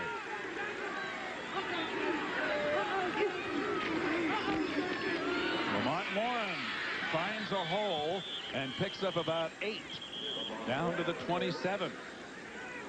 John Anderson, the strong safety, on the stop. See, what happens too, Steve, is that on the line, the linebackers are so used to hunkering down and playing the run that when the pass comes, they're all out of sync. Now they go back to the pass. And notice how there's a hat on everybody. Hammond right there, he's got somebody. Downfield again. Westbrook, he went man-to-man on Anderson. Everybody's got a hat on everybody, and that's what you need to give your running back seams to run the football. Westbrook may not be catching many balls today, but he's been doing some serious blocking downfield. Warren Not much room this time, but he has enough for a first down. As he gets inside the 25, Mike Coates, number 41 on the stop. Elliot Uzelak, the offensive coordinator for Colorado, he expected that if they hurt Oklahoma with the run, that perhaps they'd see an 8-man front. So far, we haven't seen that. The problem with the 8-man front, of course, is when you get that going, now you only got 3 people in the secondary to cover basically 4 wideouts.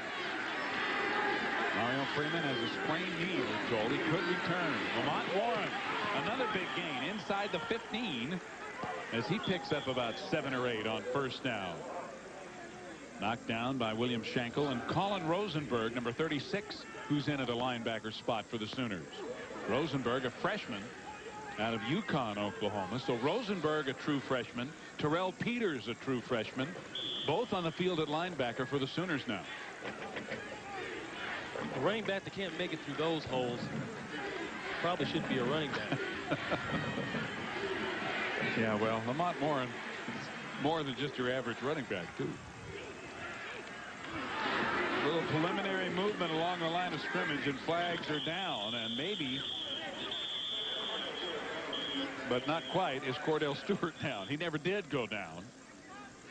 So we'll see who moved first. John Laurie, a referee. Colorado indicating that it's going to be against the Sooners and give them a first down. And it is.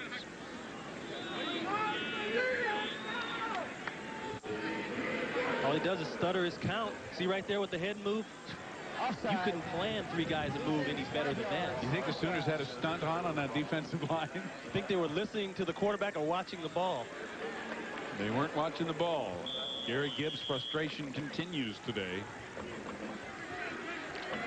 The first down is inside the 10 at the 9 on the penalty, first and goal. Colorado on another big march. They had drives of 83, 85, and 80 yards in the first half. They're on an 80-yard march right now. Warren picking his way for another 5 inside the 5. Terrell Peters, 45, leading the tackling.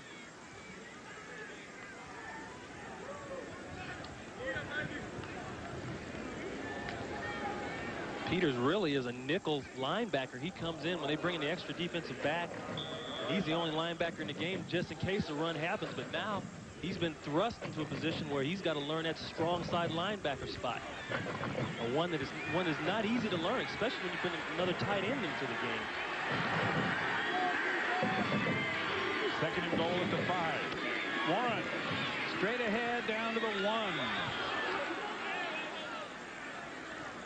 Maybe even inside the 1. Darius Johnson on the stop, number 42. When you look at the offensive line for Colorado, they are not small by any means. They go 270, 280, 260, 280 all down the line. Oklahoma's not small up front, but they're not like that. It is third and goal inside the 1. Lamont Warren again. Did he make it? Nope. They're going to say he's down short of the goal line. John Anderson came up to support. Actually, Cedric Jones made the first hit, number 57, and then Anderson helped drop him short of the goal line, even though Lamont Warren tried to spin in. Schenkel, the corner, he's going to take the force. Does a good job because the back has to stop. He runs over Jones, and at the last minute, he just gets enough on him below them, right there at the knees to get him on the ground. But the force was really what made that play. Anytime the running back has to stop his feet like that, you're going to be successful. Colorado 4 of 6 going for it on 4th down. It's 4th and goal from the half-yard line. Lamont Warren, he won't make it, but a penalty flag is down. They're going to call a hold or a clip on Oates. Paul Oates with a fine play to fight through the block, holding against Colorado, and the Sooners have turned Colorado away at the goal line. Oates was held. And what a play by Paul Oates, a sophomore from Gainesville, Texas, to fight through the holding block and make the tackle on Lamont Warren. You know what happened good here, too, is that watch the hit that Cordell takes right away. They make him commit. It's a pinch. Okay, now he can get off the block right there. That's the hold right there on 85 Embry. Huge play for the Sooners as they'll take over at their own 5 with 8.5 minutes to go in the third quarter after Colorado had marched from their own 20 all the way down to the 1.5-yard line. And maybe this is the turning point Oklahoma needs to get going. Chandler and Gerald Moore, the big tailback, at 2:30 into the game. Play action, Gundy in his own end zone. He's got some room, and he's close to a first down. He has it. Out of bounds at the 17. Ted Johnson, 46, ran him out. I think Gibbs takes a big sigh of relief when he sees Gundy get up after hits like that. Cale's going to have to learn to get down on the ground or get out of bounds sooner. I know he's an excellent runner. He's got great physical ability to run the football, but sometimes it becomes a matter of health. He picked up 12 yards on the scramble. The ball outside the 17. Once again, though, Steve, there's nothing downfield for Gundy. Good job of coverage by the Colorado secondary. Yeah, a lot of his running today has been out of necessity.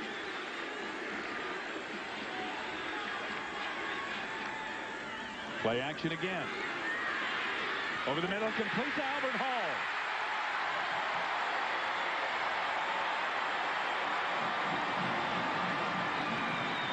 First down, Oklahoma at the 37. Chris Hudson had the coverage.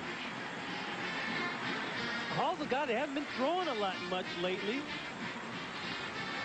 Kind of a sleeper, actually, on the other side of the football. But watch the hit that Gundy takes afterwards. So much for sitting in the pocket.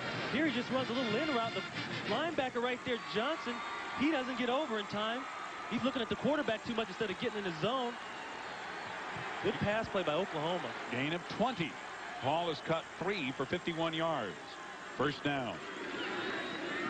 Pitch in the reverse option again. Gerald Moore looking for a hole.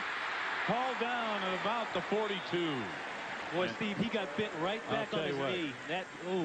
I think he's going to stay down as Woolfolk made the tackle. And we've also got another Sooner down as Gundy's laying down around the 30, and he's just getting up. Gerald Moore bent backwards by the tackle, and Gary Gibbs is coming out. I wonder who. I don't want to assume anything, but I wonder who Gibbs walked out for. I tell you, when he sees Gundy down.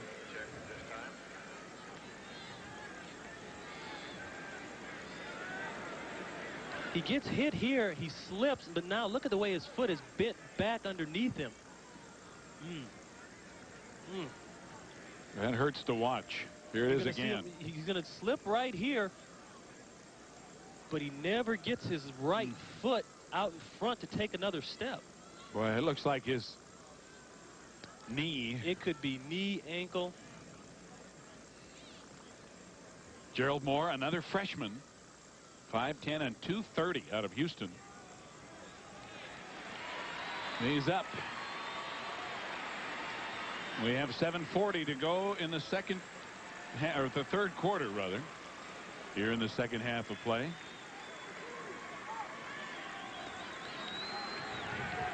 NCFA college football here on ABC Sports, being brought to you this afternoon by Chevrolet Trucks. The most dependable, longest lasting trucks on the road. And the 25th anniversary diamond for a brilliant celebration of your loving marriage. James Allen, 25, back in the game at tailback with Gerald Moore going out. Second down and 4. Gundy from the shotgun and handing off on the inside to the fullback, Dwayne Chandler. And that man, number 16, Matt Russell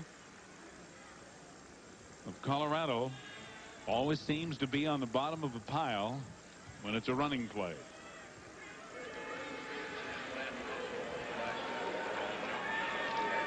It's going to be third down and about 3. Watson Brown signaling in the play.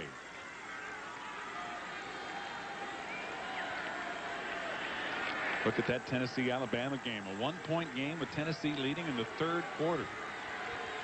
Ohio State, Michigan State rather also in the third. Gundy from the shotgun again. In and out of the hands of Corey Warren. You know, they ran that play 5 times in practice Thursday, and they missed it every single time. it got so bad that after Warren finally caught one, everybody applauded. You know, and when that happens, offensive coordinators, they do not like to run that play in the game, of course. So Oklahoma will have to give it up on 4th down. 6:38 to go in the 3rd, and Blanton with the wind behind him kicking to Charles Johnson. Johnson takes it and goes out of bounds at the 14. Bill McCartney has not lost to Gary Gibbs since Gary Gibbs has been the head coach at Oklahoma, even though they tied last year. Lamont Warren again. He's already rushed for 135 yards today, and he picks up a couple of more. Short of the first down, however. Mike Coates, 41, leading the defensive charge and stopping him about 2 yards short of the first down. You know, guys like Coates and Freeman, who's now back in the football game, they can't do it all on their own. They need some help from the secondary. What's happening is Colorado's wideouts, Westbrook and Johnson, are doing such a good job as far as blocking downfield that they can't get up into the line of scrimmage or the perimeters and make plays fast enough. Well, they'll try to do it here. 3rd down, about 1.5 yards to go, and Lamont Warren appears to be very close. From where the marker appears to be, it's at the 24.5. And it will all depend on the spot. It looks like he got it by about a foot or two. But it's close enough that John Lurie says, let's take a look at it a little bit more closely.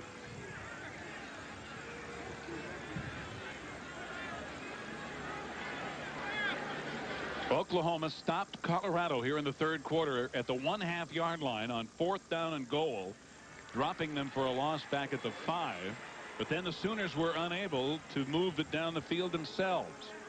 And now Colorado has it back. Their second possession. It is enough for a first down. Their defense, well, their offense has been great, Ron. Their defense has been last in the Big 8. Well, not today. Well, you know, coming into this game, I thought that would have been a turning point, that stat alone right now, but it's not. They're not playing anywhere near that statistic. Cordell Stewart hasn't thrown much, but he is 6 of 7 passing, and he's going to throw again. And he completes it to Charles Johnson, who appears to have a first down at the 35. Darius Johnson, who's been hooked up with CJ all day today, had the coverage again. See this action here, you can't see the quarterback, but he's faking out to the right side. It gets people out of position. He's just running a deep comeback. And look at the way he comes back to the football. He doesn't just stop and wait for the cornerback to come and make a hit on him. He comes back to the ball. But we've got a penalty. And that's going to wipe out the reception in the first down. Ineligible receiver downfield. We had an illegal receiver downfield for Colorado. So that penalty moves the ball just inside the 20, where it's going to be first down and about 15. See, anytime the defense sees Cordell make any kind of motion of handing the football off to Warren, they have to honor that. Then they get in trouble when it comes to the pass.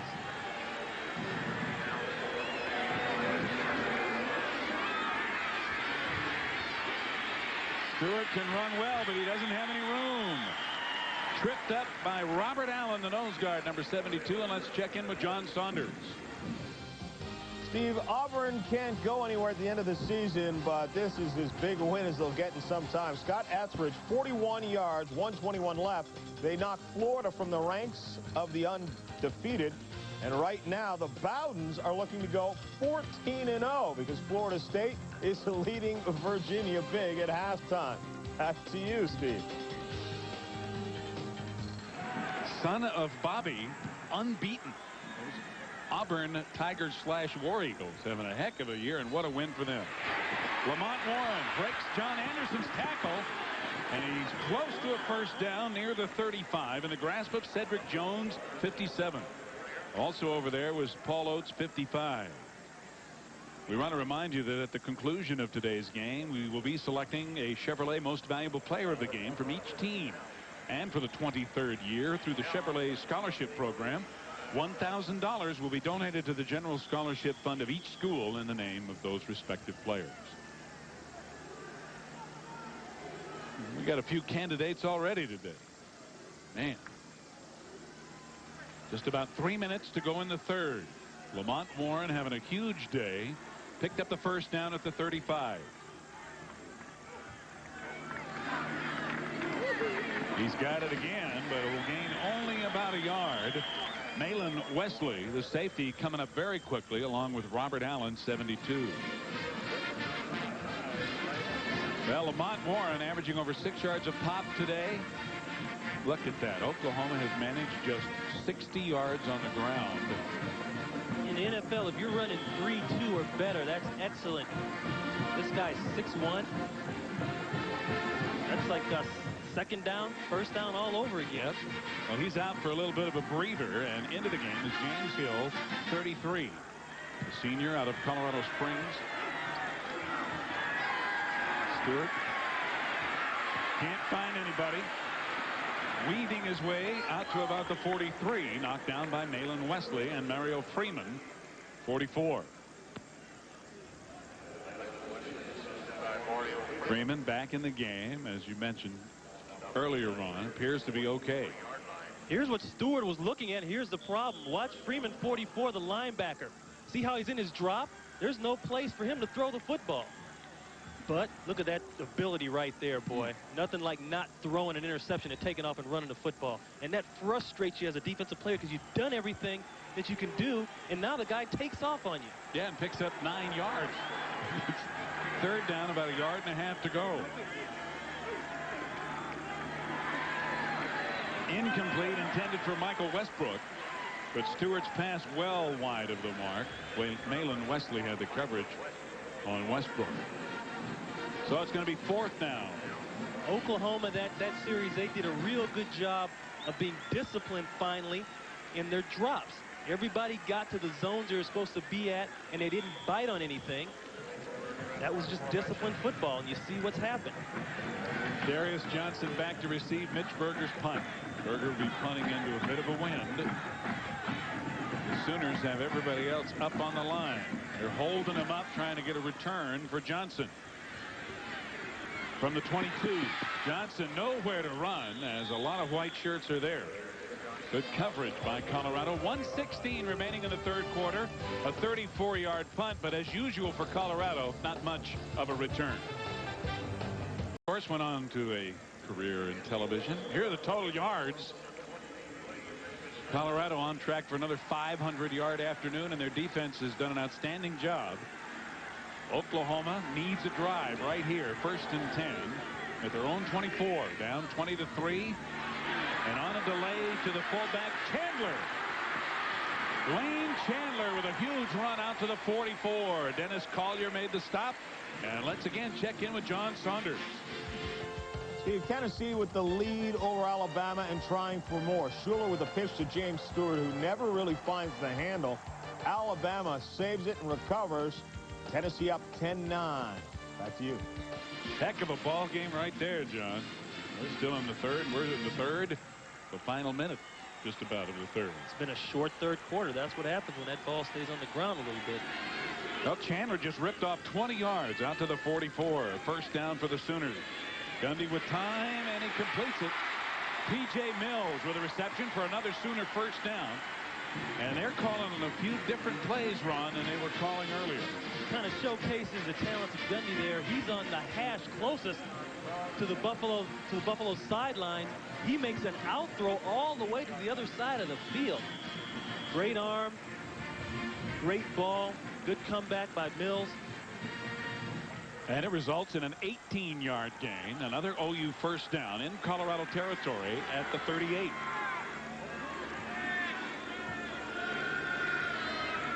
Good protection. P.J. Mills again. He'll go all the way. Touchdown.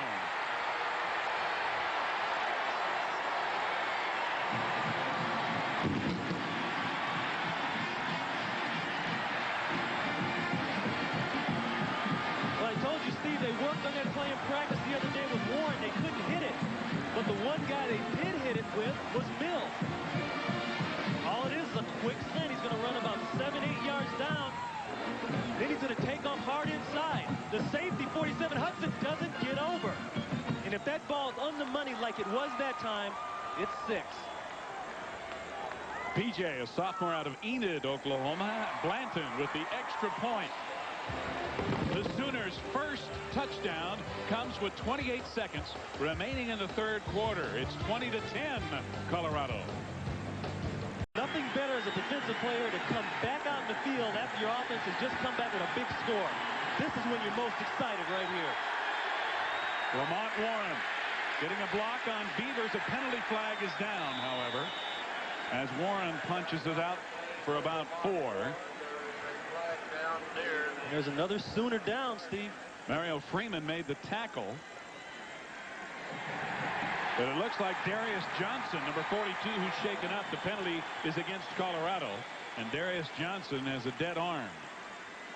Boy, sometimes you'll take a smack on that shoulder or elbow, and your arm will just go. Yeah, it's called a burner. Just like you've had electric shock. Chuck Cecil put a hit on somebody one year. We were playing the Bears, and he gets up and he says, "Hey, Ron, is my arm still there?" You can't feel it. You know, you can feel it, but you can't feel it. Holding against Colorado. That negates Lamont Warren's run and moves the ball back to the 10. And now the crowd will really get behind that Sooner defense, because it'll be first down and 20. The time remaining is in the third quarter. Now look at the crowd. The fans are in the game now, I think, for the first time. Yep. Colorado started strong and took command of the game early.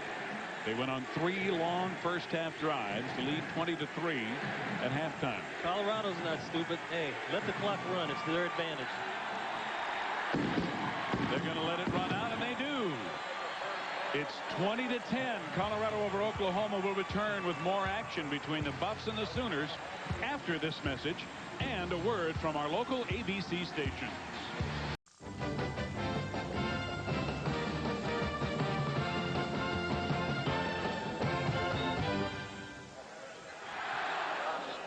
Welcome back to Norman, where it could be a very interesting final 15 minutes. It's also pretty interesting right now with Tennessee leading Alabama 17-9.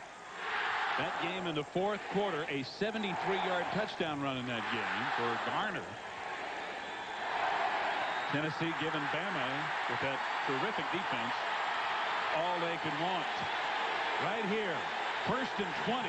Colorado, as we start the fourth quarter with the Buffs leading by 10, but the Sooners have the momentum. Did he make the catch? Apparently so. No. One official said yes, the other said no, and CJ comes up empty. Darius Johnson still in the game, even though he was shaken up. Had the coverage on Charles Johnson. It'll be second and 20. If anybody could make this catch clean, Steve, this man right here could. And I don't know. That looks like a catch to me. And Johnson's not the kind of guy. Look at Stewart. It's a catch. I call it a catch. Looked good to me. I call it a catch. One official was marking the spot, but another one waved it off. Colorado still at their own 10. Stewart on a quarterback draw. Picking his way for good yardage out to the 25. Let's go to New York and check in again with John Saunders. Steve, Alabama's outstanding defense has given up 356 yards to Tennessee's offense, including 73 here by Charlie Garner, and this one to the end zone for a touchdown. Tennessee trying to knock them off. 17-9 is the lead. Steve. Thank you, John. Heck of a ball game there, and a big one for both teams and the SEC. And this is a big one for both teams in the Big 8. Colorado facing now third down and about 4.5 to be more precise. They need to get across the 30. Lamont Warren has the first down. Boy, that was an excellent block by Fourier on Beavers, and you know what? Beavers is upset about it. It was a classic drive block on a potential All-American, and that is what got the first down.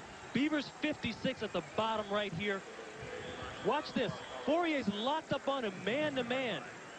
You can't see it there, but he's going to get mad. He's going to turn around and take a swing at Fourier.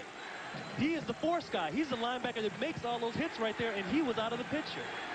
Fourier, number 86, driving him right off the screen as well as out of the play. 1st and 10 Colorado at their own 32.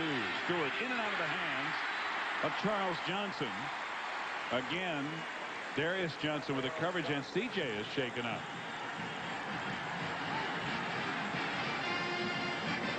Boy, he looks like he's in some pain too.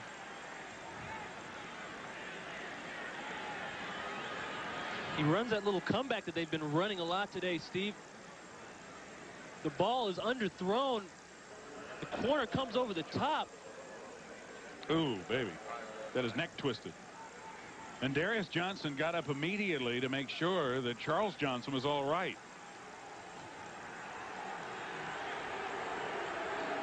I wonder if the ball hit him in the finger. You know, it's hard to say. Just like right here, he's got to go down low for the ball.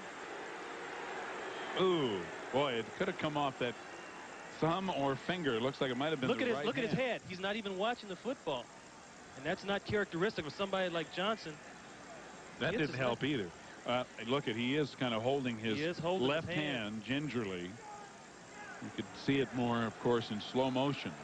But they've got him on his back, though, Steve. Yeah. It's hard to say exactly what the problem is when you're up here looking at it. It could be anything.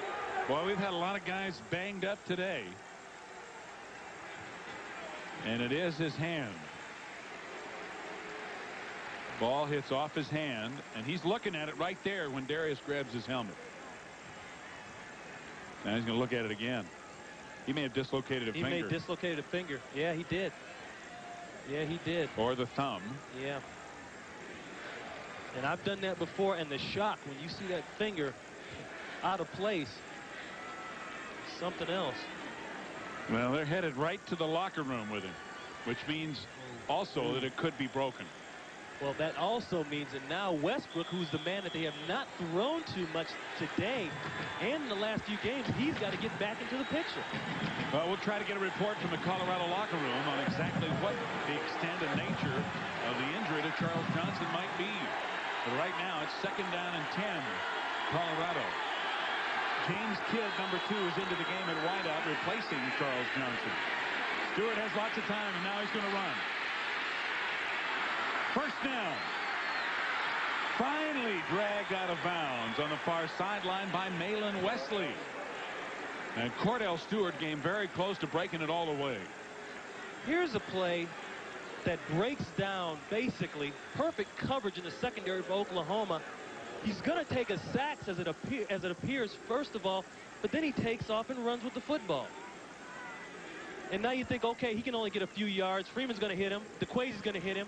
All of a sudden, Steve, he's getting ready to go down the sidelines for the big one. And if Wesley doesn't get a shirt load, he's gone.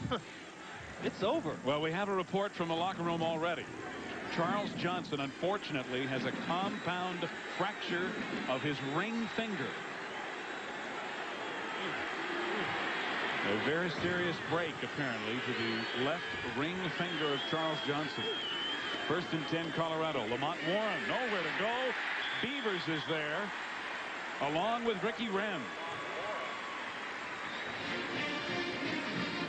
Beavers, for the first time today, getting some penetration. He's the guy, the blitzer we talked about. They like to bring it off the corner.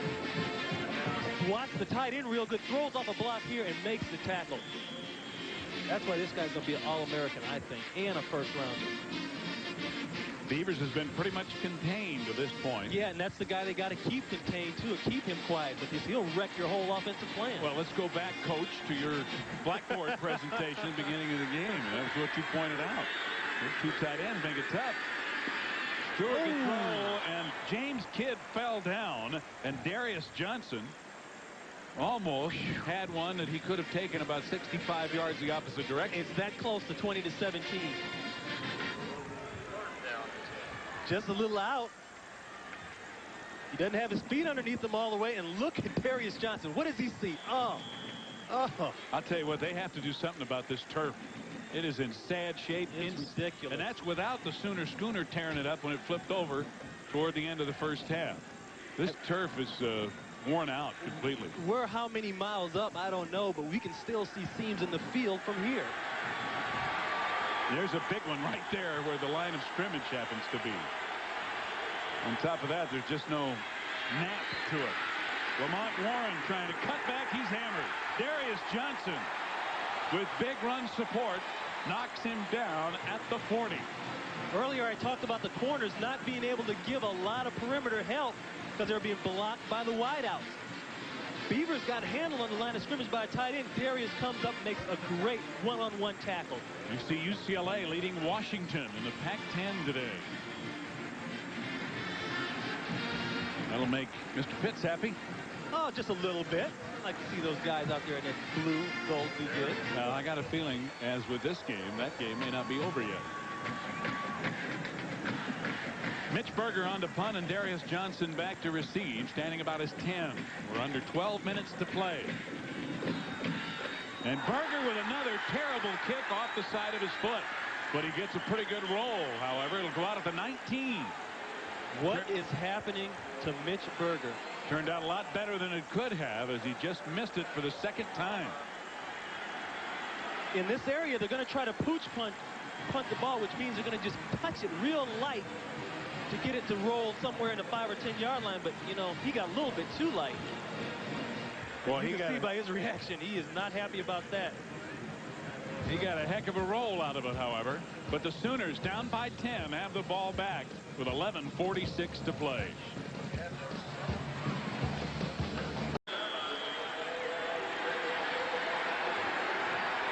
Some of the Sooner faithful have left Memorial Stadium and Owen Field, but those that remain are now into it big time as the Sooners go 1st and 10 from their own 19. Gundy going to run it. He's got some room. He has a block out to the 47, and he may be shaken up. Sam Rogers, number 90, finally drags him down, and Gundy is still motionless. This is the worst nightmare right now for Gibbs possibly coming true. And I'll tell you one thing, we got a Colorado player who got leveled on a downfield block, Dwayne Davis. And it's one of the Oklahoma players who cut back. We've talked about that turf a lot, Steve. Rogers comes over, makes the hit.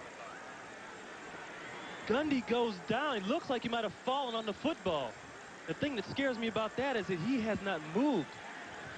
He may have had the wind knocked out of him. Dwayne Davis for Colorado is up and walking around now. He was cracked back on head with a terrific block for Gundy. Watch the hit that Warren puts on Hill. We may not be able to see it. Looks like the football to me, Steve. It's hard to say. Well, remember, Gundy played the Texas game with the stretched hip muscle. Now let's go back and look at this hit. This is what you call Dwayne Davis. Blindsided. Oh.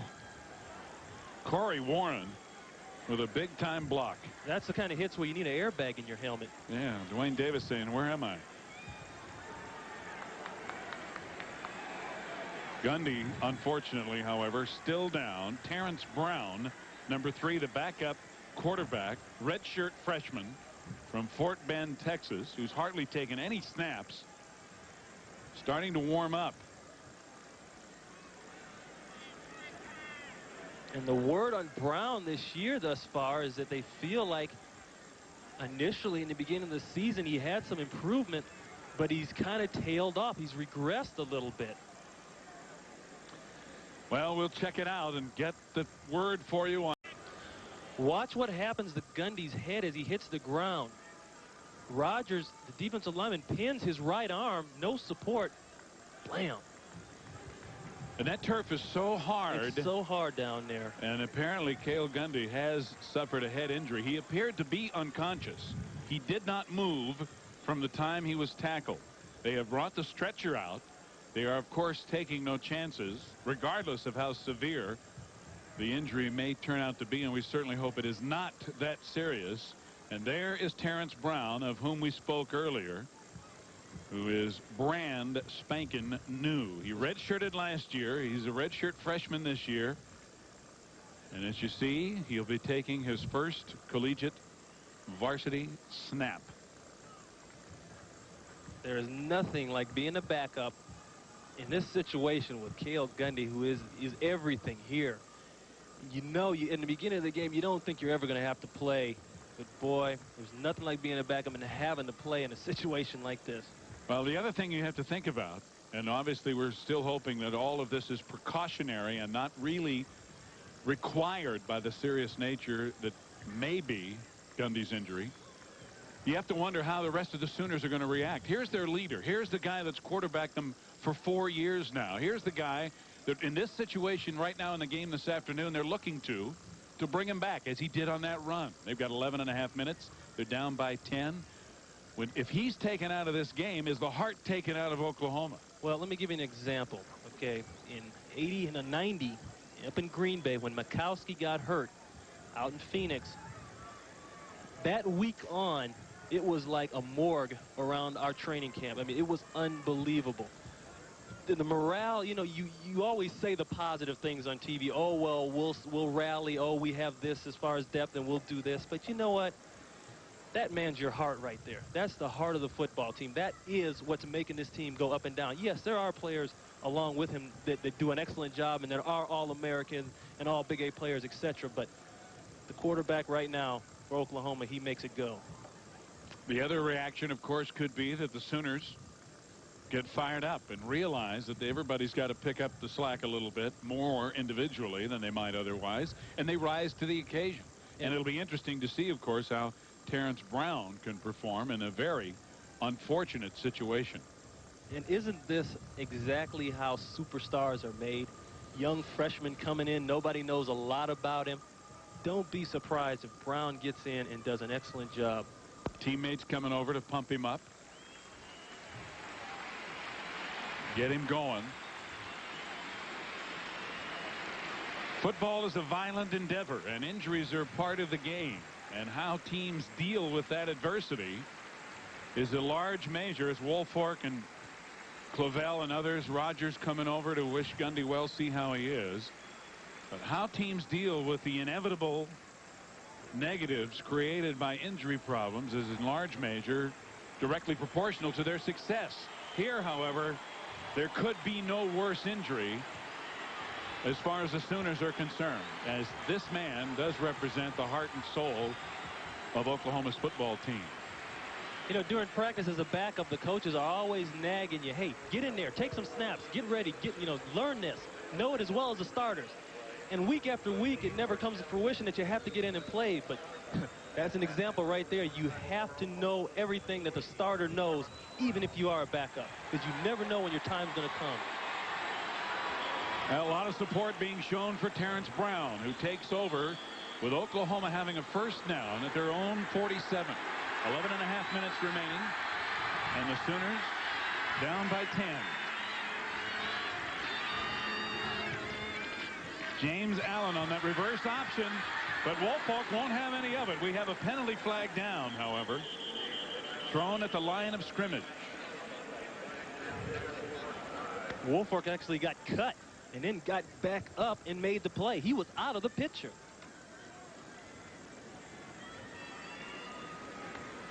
Holding against the Sooners. And earlier we showed you a graphic over Terrence Brown that he had never taken a snap in college ball. Well, he actually has. He has never thrown a pass in college football. He has taken some snaps. He has run the ball a couple of times, but he has never thrown a pass in a college game. They will refuse a penalty as James Allen was stopped by Woolfolk on the loss. And now this creates a challenge for Watson Brown, the offensive coordinator for Oklahoma. He's got to say, okay, this is not Gundy, this is Brown. What can he do good? Instead of saying, well, you know, he's negative, this is what he doesn't do well. What does he do good? And let me use those talents. We have a preliminary report on Cale Gundy. He's being airlifted by helicopter to a hospital for precautionary x-rays. He has a concussion, but he was conscious as they took him off the field. So all of that is good news considering what could have happened. Almost picked off by Sam Rogers on Terrence Brown's first college pass. He threw it right into a crowd of white shirts, and there may have been a breakdown on the play. He makes the right decision because the pressure comes fast from the right side from Woolford. But the only problem is he's got to know when he looks, hey, if it's not there, pull it down, man, and run with it. Don't force it. James Allen was covered, I mean literally, by Sam Rogers. It's 3rd down and 18 inside the Oklahoma 40.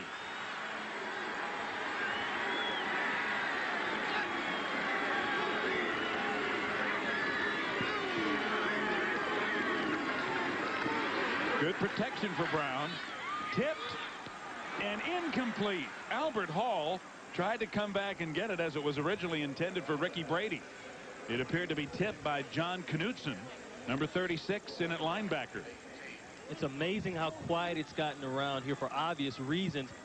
But, boy, people are just on the edge of their seat waiting and wondering, what is Terrence Brown going to do?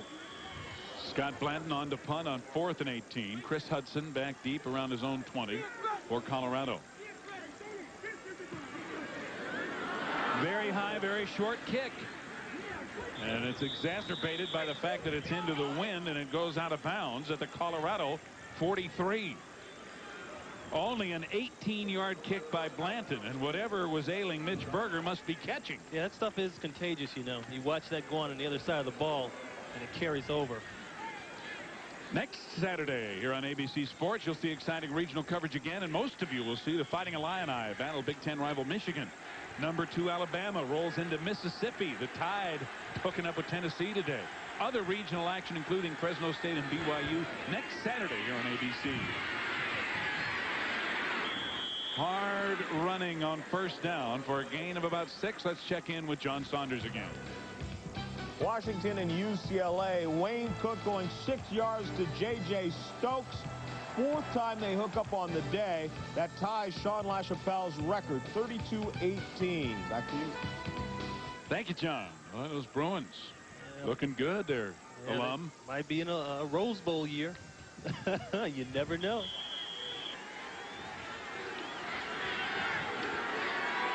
Charles Johnson is back in the game for Colorado, and that certainly is a good sign. Cordell Stewart with a good fake and play action. Incomplete, intended for Christian Fourier, and he was hammered by Malin Wesley and Paul Oates. And there's CJ. He appears to be okay. You've got to be kidding me. Look at it. He's got that hand. A compound fracture. He said, hey, tape it up. Let me get back out there. Remember the adversity we talked about earlier that this young man's been through? Well, it carries over onto the football field, obviously, because he knows adversity well and he knows how to get through it. I'll tell you one thing. He's made some pretty good one-handed receptions before. He may make another one today. Sure may. 10 minutes to go in the game. Colorado with a 10-point lead. 3rd down and 5. Hill, 1st down. Still running, and Beavers finally knocks him down at the 40 of Oklahoma. James Hill doesn't get much time anymore, but the injury today to Rashaan Salam has gotten him in the game with this one-back set. Hill used to be the fullback. You take what they give you. Nothing's downfield. Go to the outlet. Smart move by Stewart. And now it's just a matter of who can make the tackle first. Beavers comes by here and puts a shot on him. Boy, that's what you call getting rocked right there. He tackled him twice. Hit him once, hit him twice. Colorado 1st down, Oklahoma 40. Lamont Warren. Good hole. Excellent downfield blocking by Michael Westbrook and Charles Johnson. Larry Bush, the free safety, had to make the tackle. It's another Colorado 1st down. Seems like every time I look out here, there's a linebacker on the ground. That time DeQuazy got cut. Opens up the seam there.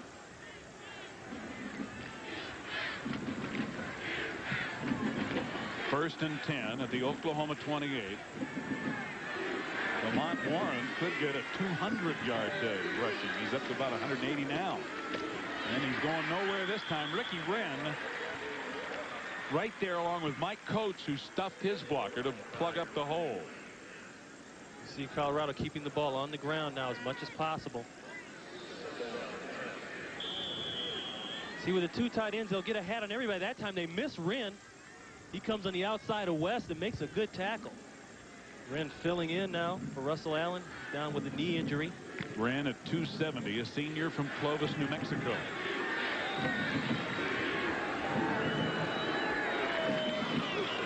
No gain. 2nd and 10 under pressure. Stewart gets it away, complete to Westbrook. Boy, did you see the way Stewart backpedaled away from the pressure and threw the football? Got some quick feet. That takes a lot of guts to do that. It's a gain of about 8 to the Oklahoma 20. Clock running with 8 minutes and 15 seconds remaining in the game. 3rd and 2 for Colorado. I'm impressed with Cordell Stewart's poise back there as a quarterback. Doesn't get a lot of attention and that kind of thing as far as being a pure passing quarterback, but he is very poised and very confident.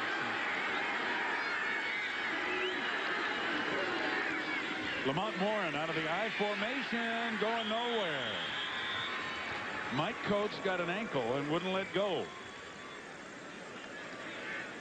See, what's bad is down by this part of the field, the red area or the green area for the offense, they like to do a lot of blitzing, Oklahoma does, with an inside linebacker, Coates and Freeman. But the problem is if they blitz with this two tight end offense and they miss, there's going to be holes in there you won't believe. Coates trying to prevent Lamont Warren from falling forward for a first down. May not have been able to do so. It is a first down on Warren's extra effort. The ball at the Sooners 18. Colorado leading 20-10 with 7:47 to go in the game. You'll see Stewart now use up all the clock. He'll try to work as slow as he can, effectively as he can. Lamont Warren with 179 yards rushing. Hill. James Hill down to the 14. Covered there by Paul Oates, 55. See, that time they just pushed the whole left side of Oklahoma's defensive line down the hill. They actually start those running plays off in this offense one way and then cut it back purposely for that kind of effect.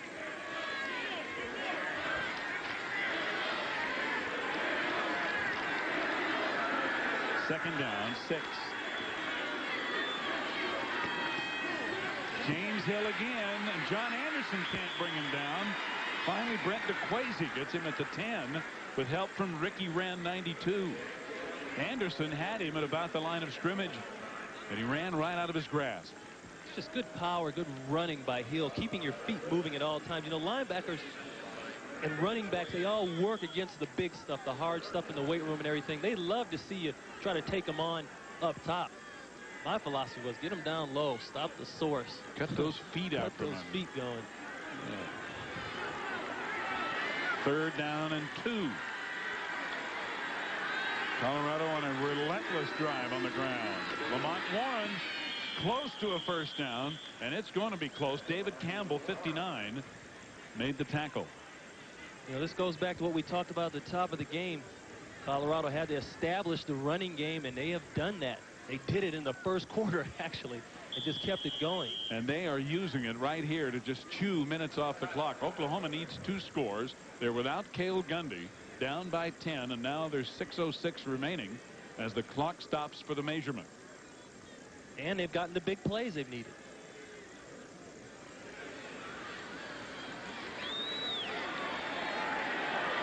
John Lurie shows us how much is remaining. Tough day for Gary Gibbs. Not only because his team is down by 10, but with the injuries. Here's what the top 10 has done, is doing, and in Miami's case, isn't doing, as they are idle today. Colorado leading by 10. Less than 6 minutes to play. Goes for it on 4th and 1. The ball inside the Oklahoma 10. Don't try a hard count. They're trying it. Cordell Stewart diving forward. No flags on the play, even though there was some movement. Cordell Stewart has the first down. Steve, that little jump he got on the right side of Oklahoma's line was just enough to get that first down. They were out of position after they jumped, and he just rolled over. It wasn't, you know, a real big leap or anything like that. He didn't run anybody over. He just kind of rolled over.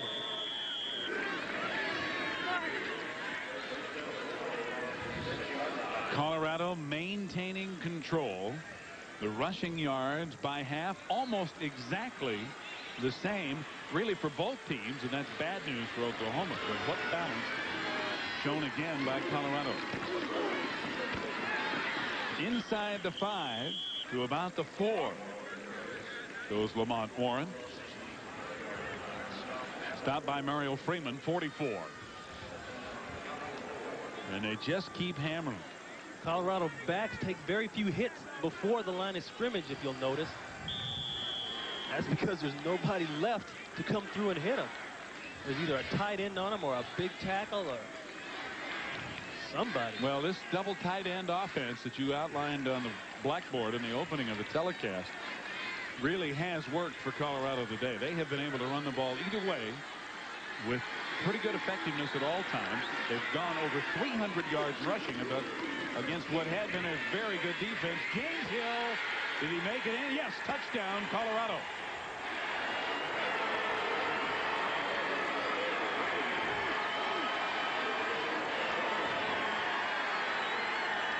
If you're a Sooner fan, the sad thing about all this is that Oklahoma is a second quarter and fourth quarter football team. That's where they score most of their points. So now they got to be saying to themselves, well, I don't know, guys. The extra point to come from Mitch Berger,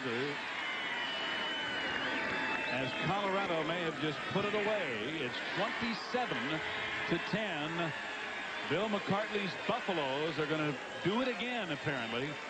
At 4 minutes, 35 seconds left in the game.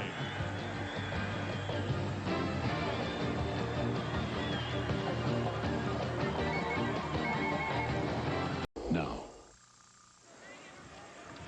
with Nebraska winning today, the Cornhuskers 2-0. So in this game, now with Colorado out in front by 17 late, it looks like the Buffaloes will go 2-0, and they will be the only two undefeated teams in the Big 8. Oklahoma will fall to 1-1, and here's what they're playing for. The champion, of course, going to the Orange Bowl. And if there's a tie, incidentally, the Orange Bowl will choose which of the tied teams goes. Second place in the Big 8, the Bowl Coalition decides where they go. Third place goes to the Jeep Eagle Aloha Bowl here on ABC in December, Christmas Day, and then fourth place to the Copper Bowl. So the one that really counts for everybody at this point in the season is Miami and the Orange Bowl. Colorado may be staking their claim along with Nebraska. Berger will kick off. P.J. Mills and Darius Johnson, as usual, are back. They haven't had any chance yet in this game, and they will not have a chance here again.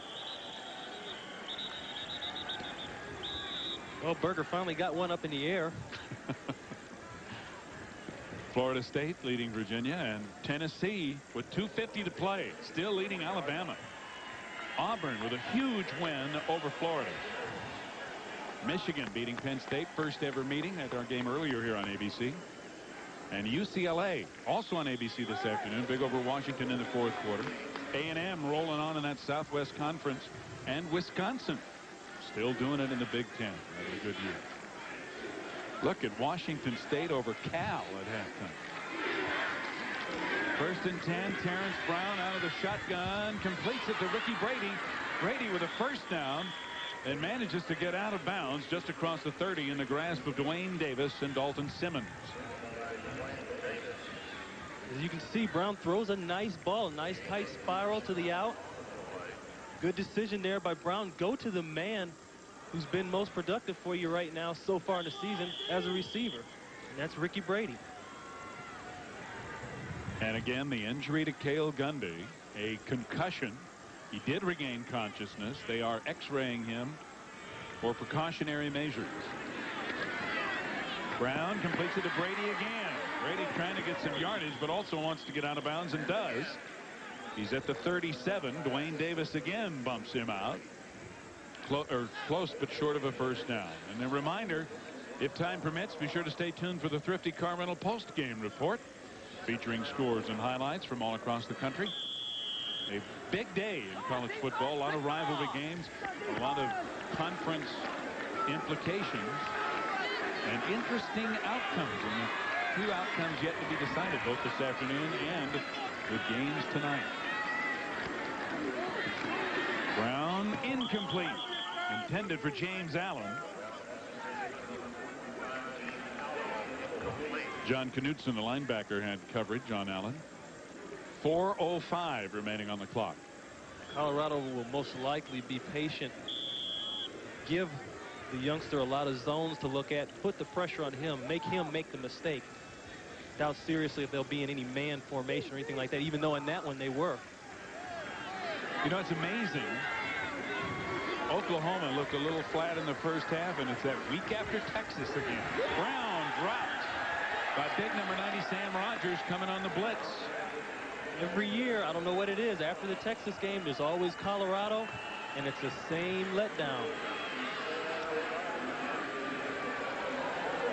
Gary Gibbs and Cale Gundy beating Texas last week for the first time. Looking to beat Colorado for the first time, even though they tied last year. And it doesn't look like it's going to happen. But I'll tell you one thing, that guy right there and his coaching staff have done a tremendous job here at Oklahoma getting this program back on track under very difficult circumstances. Chris Hudson breaks by the first defender. He has a wall. Brown's going to get him. Bumped out of bounds inside the 10. Hudson with a very smart play and an excellent first move. Corey Warren, the only guy that prevented him from going into the end zone. Yeah, that's like the dagger in the back right there, boy. I tell you, you know, we talked about the top of the game, what OU had to do to be successful. One thing was maintaining a balance on offense. They got to that late, but another one was stopping the big play. And this is on special teams. That's still a part of the game. That was the snapper, Clayne Lacrosse, who overran the play a bit. A 34-yard punt, but a 50-yard return. Big plays will kill you. Ask Alabama. Well, Colorado's had a few big plays today, and there was another one. 1st and 10. James Hill. Beavers grabs a hold. Oates comes to help him. But Hill inside the 10. And it's interesting, turnovers, which was the third thing for both teams that they both had to avoid, has really not been a factor today. Nope. And then which stands because Oklahoma, they're +2 in the giveaway takeaway, which rates them 3rd in the nation. And Colorado, they're +1.8 to be exact. That rates them 5th.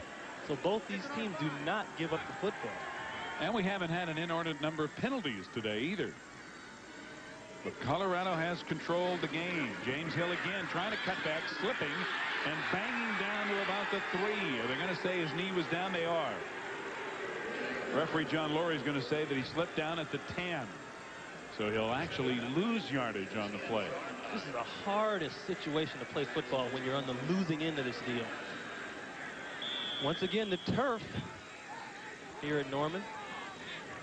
He slips here, but the bad part about this from a defensive standpoint is that he still gets up and has time to get 5-6 more yards. That one will not look good on Monday morning in film.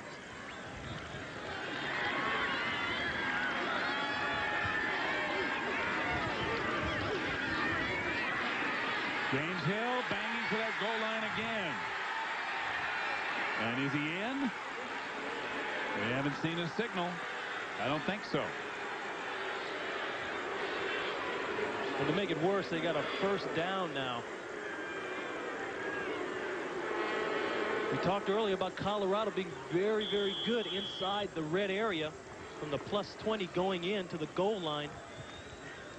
And they have been excellent today.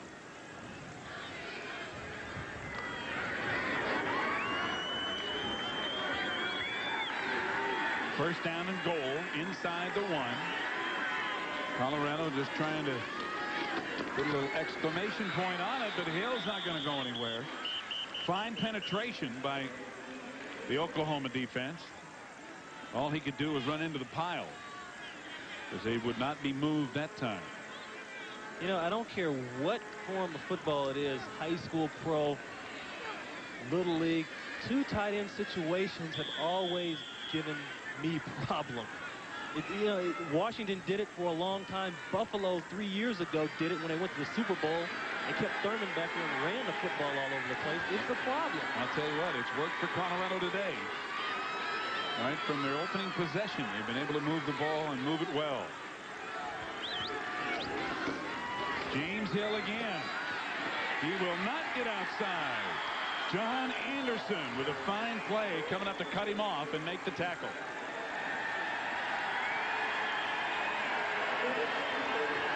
And the players come out on the field. They will let the clock run out, and that will do it. Colorado does it to Oklahoma again. Bill McCartney has now become the winningest coach in Colorado history with his 78th victory. His Big 8 record over the last 5 years, 26-1-2. Colorado and Nebraska, the only undefeated teams remaining in Big 8 conference play. We'll be back.